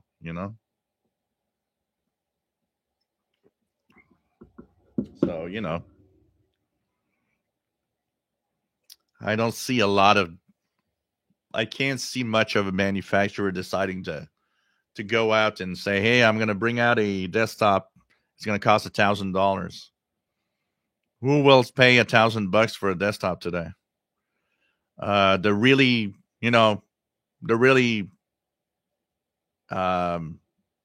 crazy people that that we are. Maybe some of us will, but the majority of people will not go there. It's a lot of the question of how much you're going to sell depending on price. And like I said, you get a Texan H501X, which is for a lot of people already an expensive radio. And that thing is as good as, a desktop that would come out today. And I think it's more of a question of, we're also in a different market. We're in a different way of doing things. There's a lot of going into SDRs now and all of that. I don't think I don't see any manufacturers really getting into the desktop market again.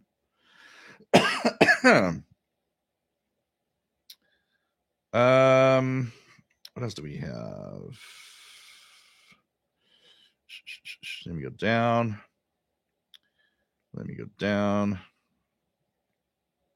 So on Sear saying medium wave is awesome at night. Chicago, Detroit. Yep.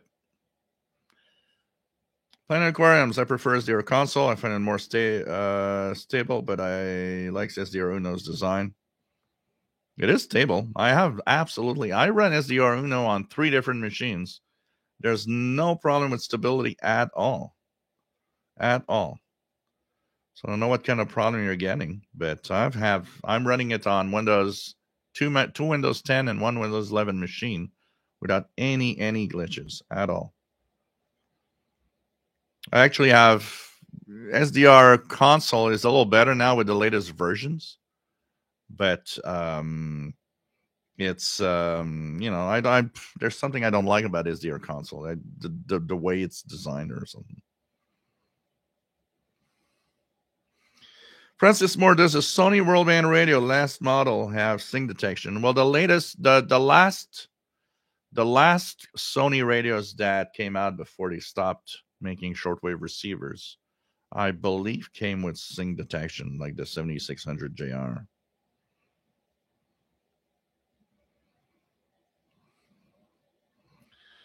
Robert Osborne, nice to have you here from Niagara Falls. No, I've not tried the Deep SDR 101.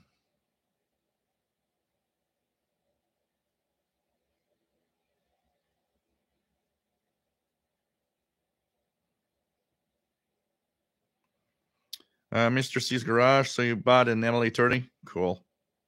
If it's noisy where you are and have a hard time with long wires, you will enjoy it. If it's not too noisy and you have long wires, that's where the people that don't like or find the MLA30 to be of a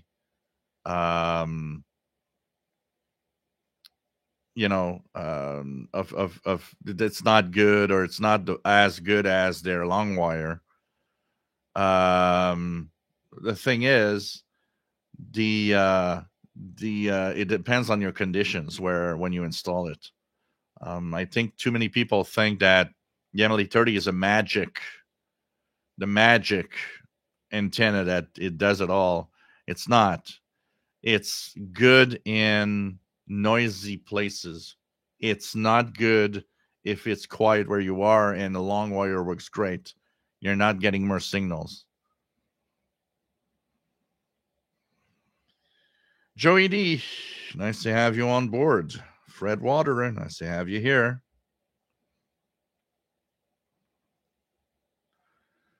Let me just go here. Mike Jam, when I rotate my MLA30, I watch a single string indicator peak and leave it there. Yeah, you should, because, if you can rotate it, fine. I mean, but in general, what you want is the lowest noise. And just leave it. Most of the loops, magnetic loops, what people want to do is just put it to the lowest noise level and just leave it there. Because that's how you're going to get the best signal to noise ratio. But, Billy No Mates, I agree. The noise level in the HF band is a nightmare. Sometimes I have had to move my MLA30 several times due to a air source heat pump that chucks out loads of RF noise. Yeah, you don't even hear. I mean, I live in a an apartment complex here that, when there's a new neighbor, when there's something, there's always some new noise and there's always some stuff that happens, and you're like, wow, it's crazy the noise level that you get um, on the bands. Um, it's just crazy. It's really what is killing the hobby much more than anything else. There's nothing on shortwave, um, for most people, comes from the fact that the noise floor is killing all the weaker signals that are actually still readable and easy to listen to. If when I go to the park, great example of that. When I go out to a park, I go out to a place where there's low noise.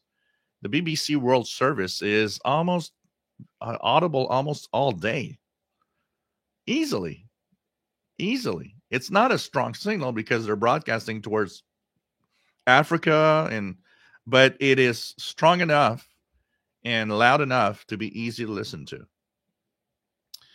And I think we forget maybe a little bit of that in our comparing of the past. Yes, there were more shortwave stations and there were more stations that were broadcasting towards us, for example. But there was also a lot of the stations we listened to back then were not that strong, but the noise was not there. We could still make them out really, really well. So that, is also something we have to think about. If we have the same noise level now that in the 1980s, when all of these strong stations were there, we would be in the 1980s complaining of how there's a lot of stations that you can't hear anymore. So, it's just it's really interesting because the noise creeped up slowly without really us noticing it that much until it's like really in your face. Yep, ICOM receivers are very expensive, definitely.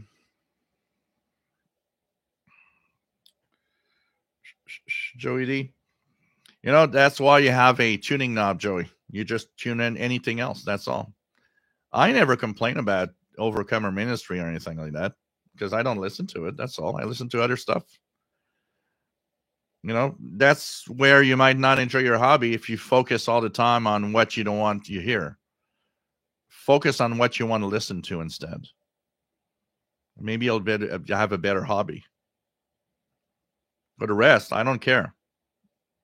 It could be 24 hours a day on WRMI on some frequencies, and I don't care because I'm not listening to that. I'm listening to other stuff that's on the air. Oh yeah, plenty of good radios at 100 and 150. I mean, like I say, it's our hobby is really, really cheap. I don't know if if Alinco still makes that receiver spacebar. I don't know. Yep, I use SDR player radios. I got an RSPDX here. Love it.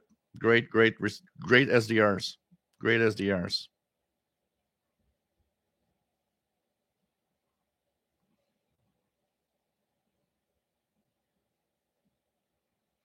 Kamikaze 76, nice to have you on board.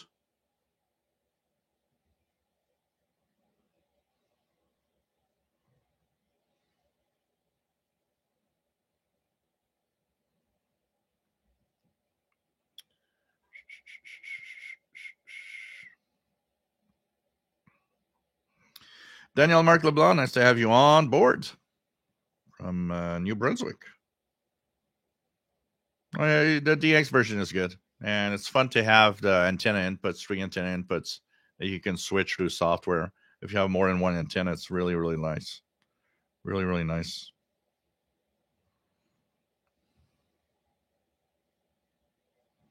What do you have on your 501, Steve C? What are the problems you're having with your 501? Just out of curiosity.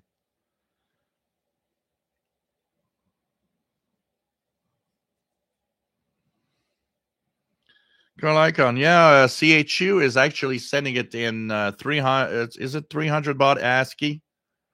It's like those the old modems, and it has time information. Absolutely, it does have time information.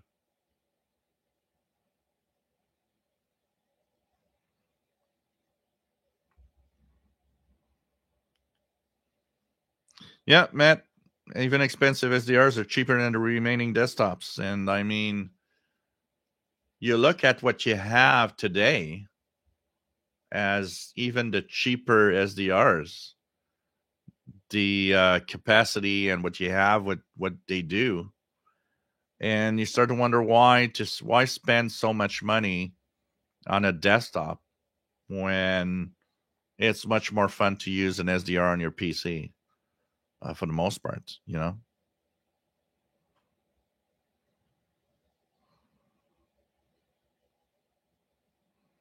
Robert Cross, what's the best Ethon radio you can buy at the moment? Wow, that's a darn good question. Um, as a portable, I kind of like the Ethon Elite um, Executive SSB. It's kind of decent. It's it's a decent radio with SSB. It shortwave's good. I kind of like it. That could be one possibility.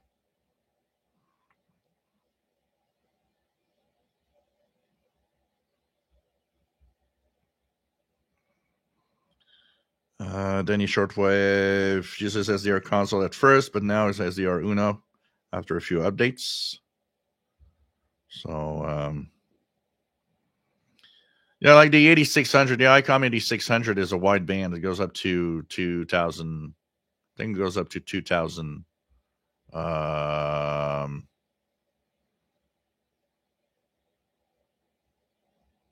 megahertz, 2 gigahertz, basically.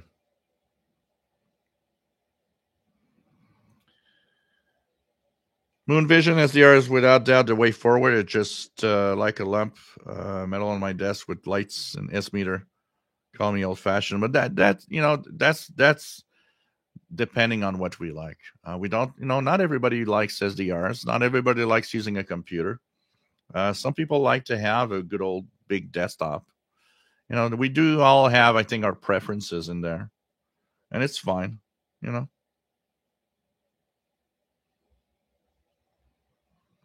Playing aquariums, keep my Emily 30 Plus as a backup when I need to disconnect the NFED due to lightning. Emily is indoors.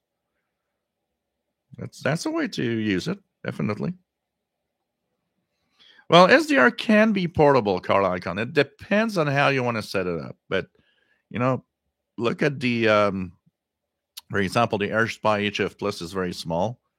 Get yourself a, tablet computer, and it gets yourself in a very portable way suddenly. But definitely it's not all SDRs are very portable.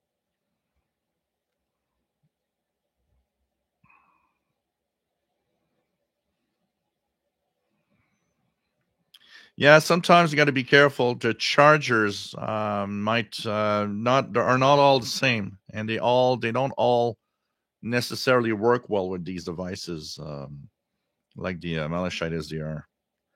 Andy New, nice to have you on board from the UK. I'm 7CUN. Ron, listening to Without My Emily 30. Raw with switching between PL330 and Ethon Executive, just Ferrite. Ferrite antennas in the radios are great. They're often underestimated. Billy No Mates, I had put my only 30 plus on 30-meter low loss extension lead with a bias team indoors. Currently located 80 foot from the house. Wow. Have to put it far away, eh? Mark LeBlanc, does anyone know the Grundig G4000A shortwave radio? I have a chance of picking one up for $100. Unfortunately, not a lot online as far as good reviews. The G4000A, let me just, it rings a bell here. I just want to make sure I'm not mistaking it from something else. Grundig.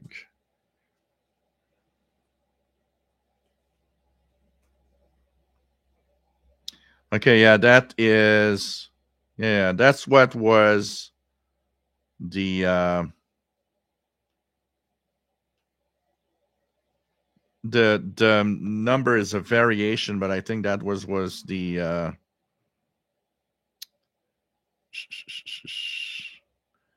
Grundig M400. Also, it was known as the M400. It's the same radio. It's decent. It's decent. What I would tell you is that $100. Well, you know, it's a good old style PLL radio, so of course it won't mute when you tune. It performance is decent.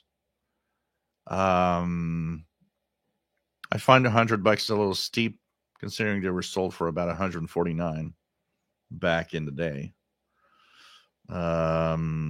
It's up to you, I guess. For $100, you can get something brand new. But of course, like I said, if it works well, it's an old PLL, so you know. Mohammed Jill, how about Texan AN48X compared to ML830? ML830. AN48X is rather bad for what it is. You have to tune it. It's very finicky in tuning to find the frequency you're tuned to, where the ML830 is just, you know, broadband listening, and that's it. And AN48X is not worth it, honestly. ML830 is much better. Jim from Rhode Island, nice to have you here.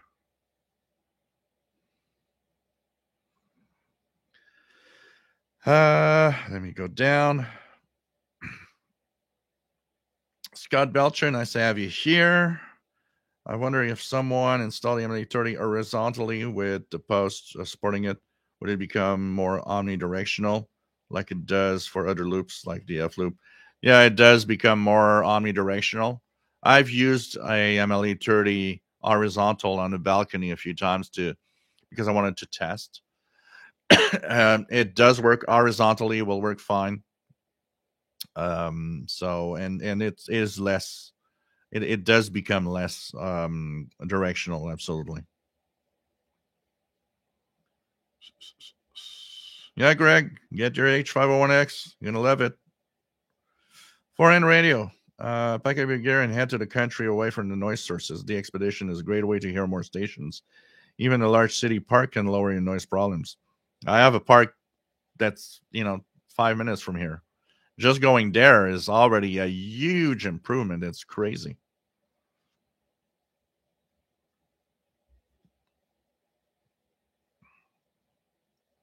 Yeah, there are a lot of Spanish broadcasts, Robert Osborne, definitely.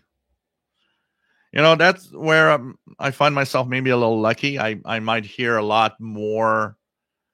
I hear a lot, maybe a lot more broadcasts on shortwave than some of you, for a simple reason. Since I understand French, I can listen to the French service of a broadcaster. That might actually be sometimes easier to hear than their English counterpart, or sometimes they just don't have any English.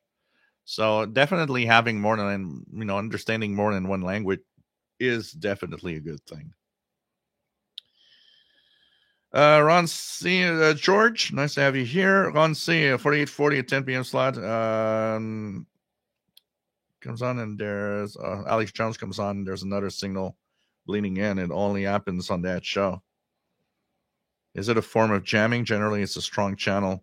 No, 4840 is very strong, but at that frequency range, you might be having some overload from WTWW or WBCQ. So I'm pretty sure what you're having is an overload issue. If you lower the sensitivity, you'll notice that the other voice you hear goes away. On those frequency ranges, I have the same problem here with some radios. 49 meter band, and also the and the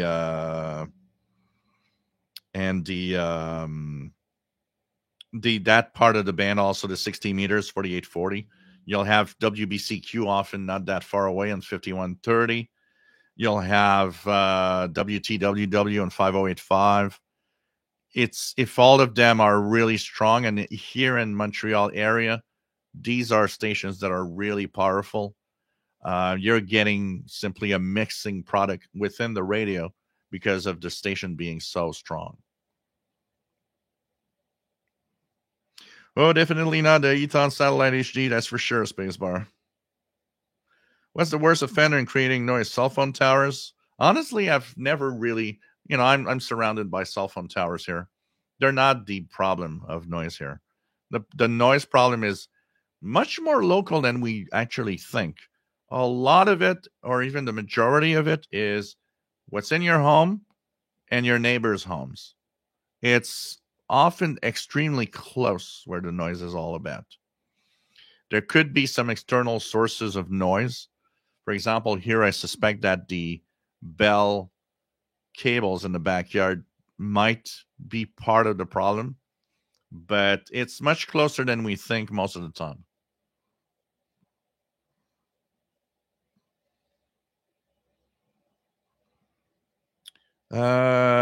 WSNI says off to dinner. Hope the idiots stay gone tonight. Take care, Bert. Daniel Marc LeBlanc, great video the other day using split cables and stuff to get multiple radios working on the same antenna. Yeah, on some radios, you don't need to be very complex, honestly. Hey, for years, I used just alligator clips.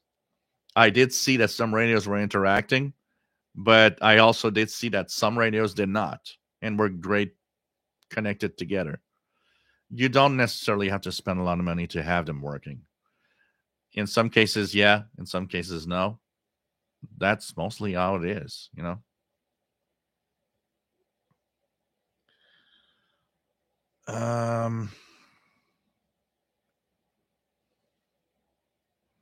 Jim's Radio Check. I have one of those little Chinese SDR radios and love it, although it's a little on the small side. Yeah, they work great. The ones that work great work really great. What else do we have? Crafters Kitchen, long ferrite antennas such as those in Zenith, Transoceanics are great for AM and couple inductively with loops like Turk AM and Advantage.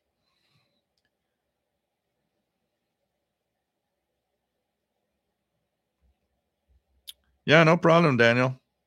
I owned one of those, but I owned the one that was the Grundig M400. I believe the 4000 G4000A, I think, was the European version of that same radio. If I'm not mistaken, it's really the European version of that Grundig M400, which I owned for maybe a year and a half. Was kind of pretty much my main portable receiver I'd use at the time. Like I said, it's decent. It works well. If it works really well, it actually does work. It's I think it's more of a personal thing if you wish to get, to put up $100 for it. Just make sure it works well. Because it's decent, but it's all a question of how much money you want to pay for a used receiver, basically. Steve came with one battery. The switch that goes from local normal DX is scratchy. Plugging in antenna to AM and FM, very scratchy. Plug one antenna to AM, plugging in to FM does not make a difference. Yeah, it shouldn't make a difference. But I'm surprised you have these problems.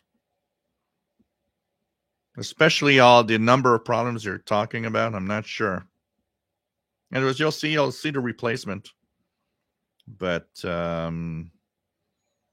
And normal in DX scratching, kind of weird.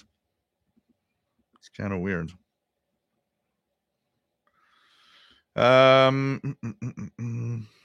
else do we have?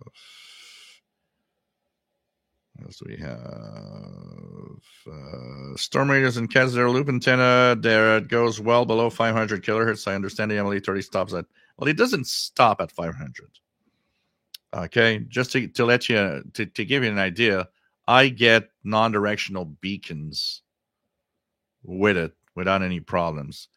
It's just that it isn't designed to perform its best below 500. So as you'll go lower and lower, it will become less and less sensitive. But to give you an idea, I hear far away non-directional beacons with the MLE30. And it definitely works. And make sure that the radio you're using does use the external antenna with the MLE30 at that frequency range. Sheila, home environment has a lot of noise. Apartment building, no balcony aside from shutting off electronic equipment. Any other ideas on lowering the noise floor? Look, the only other thing in that type of environment is really using an MLE30, a magnetic loop. Is your best friend after that, because there isn't any magical way to lower it except taking the radio physically and going somewhere else. Unfortunately, it's very limited what you can do to lower the noise that comes from where you live, honestly.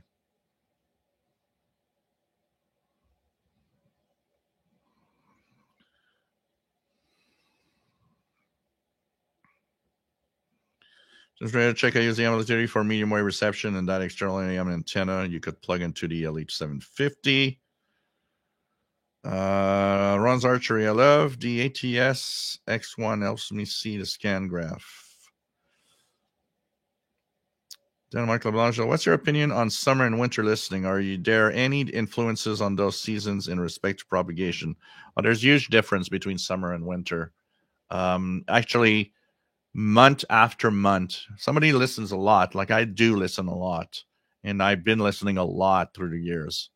You will see there is a difference month after month on the frequency that you'll be listening to, the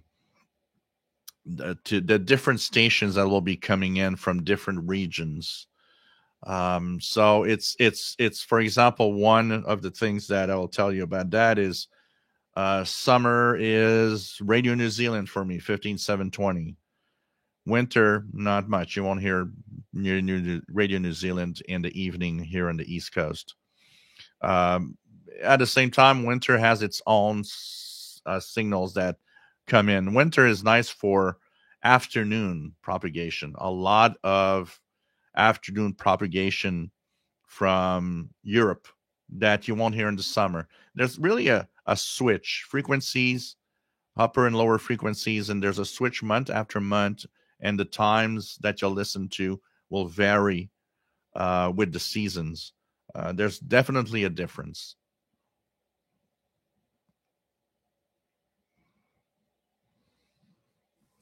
Kevin Schwartz, can anybody tell me shortwave transmitted on stereo? Apart from one pirate station that apparently did it, there's no stereo transmissions on shortwave.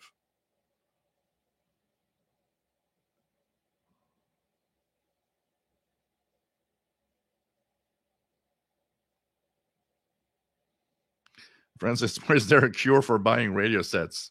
I'm sorry, I haven't found one yet. RJ88 Dakota, noise in my house is internet connection and washer, climate control and refrigerator. LG TV gives off noise.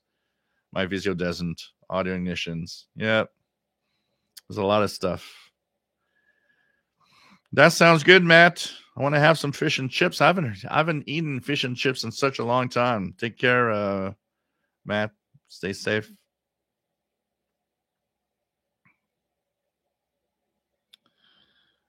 What else do we have? Let me just go down here.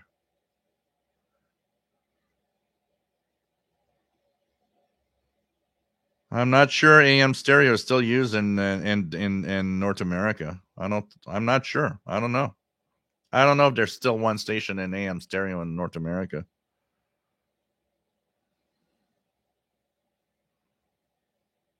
Right, so compare CC Skywave SSB and Tecsun 330 for quality of signal. Tecsun 330 receives everything the Skywave and maybe more. Tecsun 330. If you have to, if NOAA weather stations is not important to you, the Tecsun 330 is a way better radio for price versus performance than the Skywave SSB.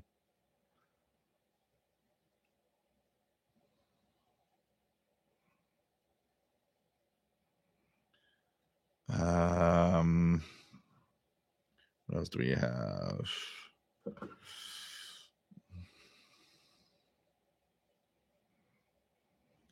I know some people are using the MFJ 1886. It's a magnetic loop. Magnetic loops perform pretty much all the same.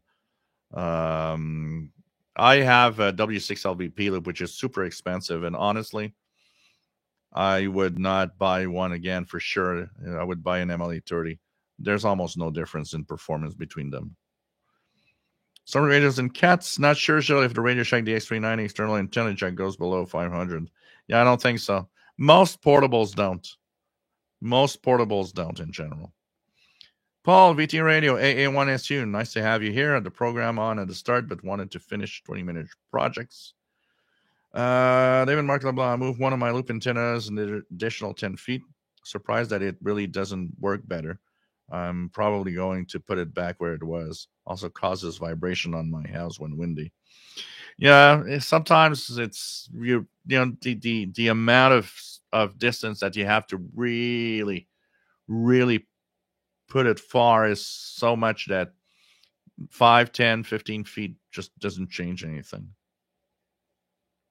Chris, G7 VEO, Christmas lights don't help. Yeah, it depends on the Christmas lights. That's why I buy a lot of incandescent ones. I actually, when I see that incandescent strings of Christmas lights still exist, I rob the store off of them, because I know that one day we're probably going to be stuck with all the LED ones, and some LED strips of lights are actually bad or really crazy. Moonvision, I am a MLA30 plus user. 10-minute walk from me is an old, quite famous guy with a Wellbrook. I keep recommending the MLA over is. Where I could see a difference, and I'll be honest, on the W6LVP and possibly a Wellbrook, would be in the low frequency range. They are meant to work with really low frequencies. So I would guess maybe a long wave DXer or medium wave DXer might find an extra 2 those antennas. But when you get to shortwave, now I've never tested a Wellbrook. I've seen W6LVP versus Wellbrook tests that show they are pretty much the same in performance. And I have a W6LVP here that cost me a fortune. And when you plug it in and you plug in my MLE30, I don't see a difference. And that tells me that it's not worth it to pay a very high price. And the MLE30 is surprising for what it is, honestly. Yeah, XFM, which used to broadcast in stereo on shortwave.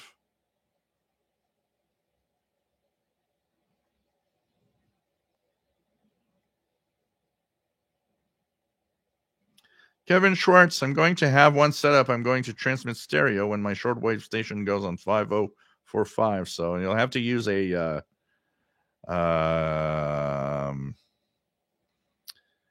on an SDR to be able to check that out.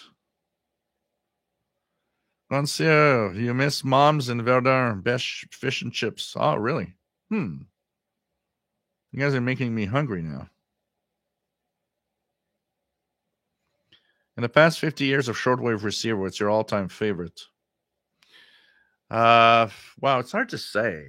I mean, I loved my Kenwood R5000 for years. You know, it's there in the back here.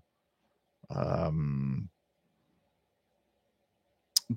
but I think that changes over time, and today's radios are just amazing. I don't know what to answer to that. If there would be one that still today is my favorite, or I don't know. It changes. It changes over time.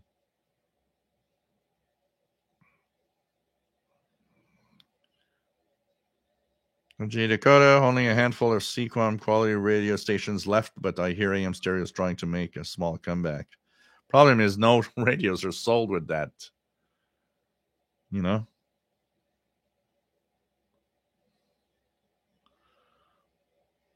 Sheila, best place to purchase MLA30, and in particular seller, reseller. I think I still kind of newbie here. Honestly, it's mostly the price because they're all the same thing. If you see an MLA30 and you see it at around 40, 50-ish dollars, you'll get an MLA30. They all seem to come from the same place, and they're all exactly the same, pretty much.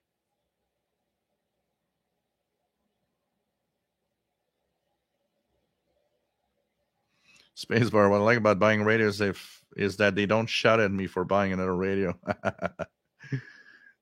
Yeah, that would be jealous radios.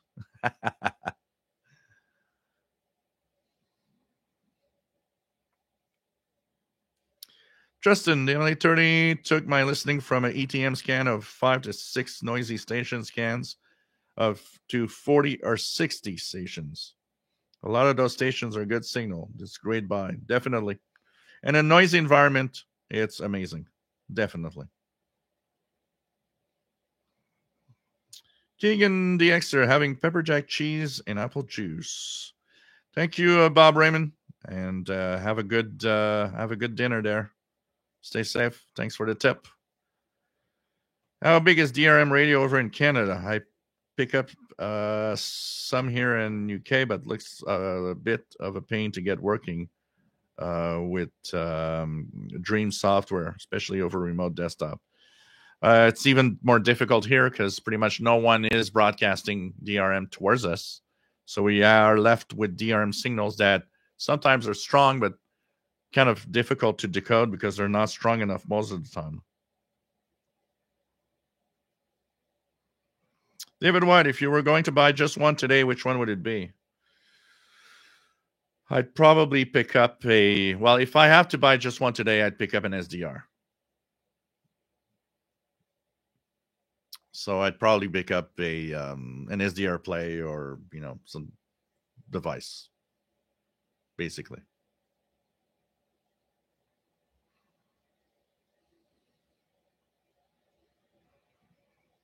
Others on the Crafter's Kitchen. There are some that swear the Walbrook is better than the MLA30 based on the fact that it costs so much more. MLA30 to me is better because it costs so much less. You don't argue. I remember one guy telling me, well, the newbies start with an MLA30, but the real experts have a Walbrook. And I was like, okay, yeah, I'm not going to go there. I don't consider myself a newbie. Can tell you that. Lou Braga, nice to have you here from New York City. What's your take on the AN200 AM loop antenna compared to the MLA30? They're not the same thing.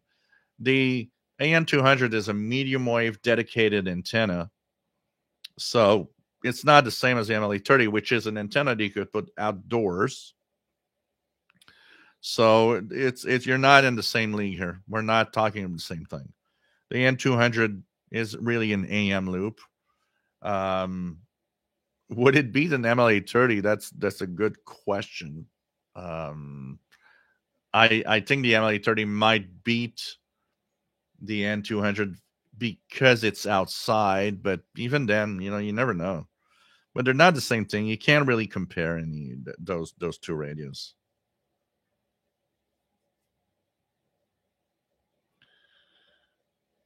Francis Moore, in my opinion, the AORF 400 mag loop is excellent. I use it in the living room. It's expensive, but nearly as good as external antennas. Yeah. A lot of people using the MLA30 will tell you it's as good as using external antenna on the MLA30.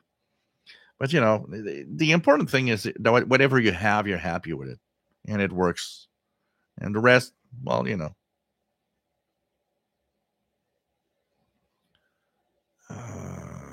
Edwin, why do you wear headphones? Sometimes you don't. It depends what I'm doing. Like earlier, I wanted to have everybody listen to a signal on the console, so that's why I put my headphones to make sure I could hear it on the console. But when I'm not using the console for anything else than me just doing the show, then I don't put the headphones on when that happens.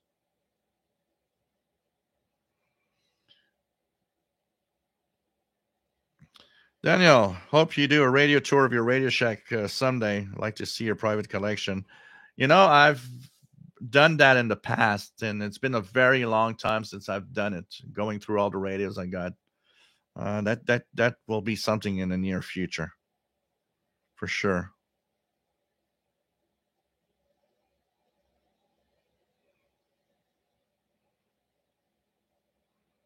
Yeah, they're all come from China. The MLA30 is a Chinese-made antenna.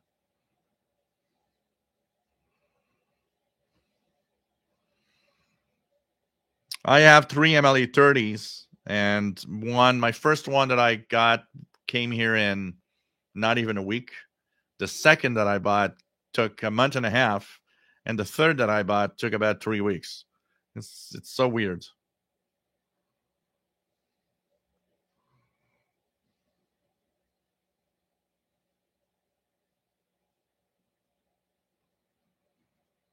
The important thing is to have a good radio.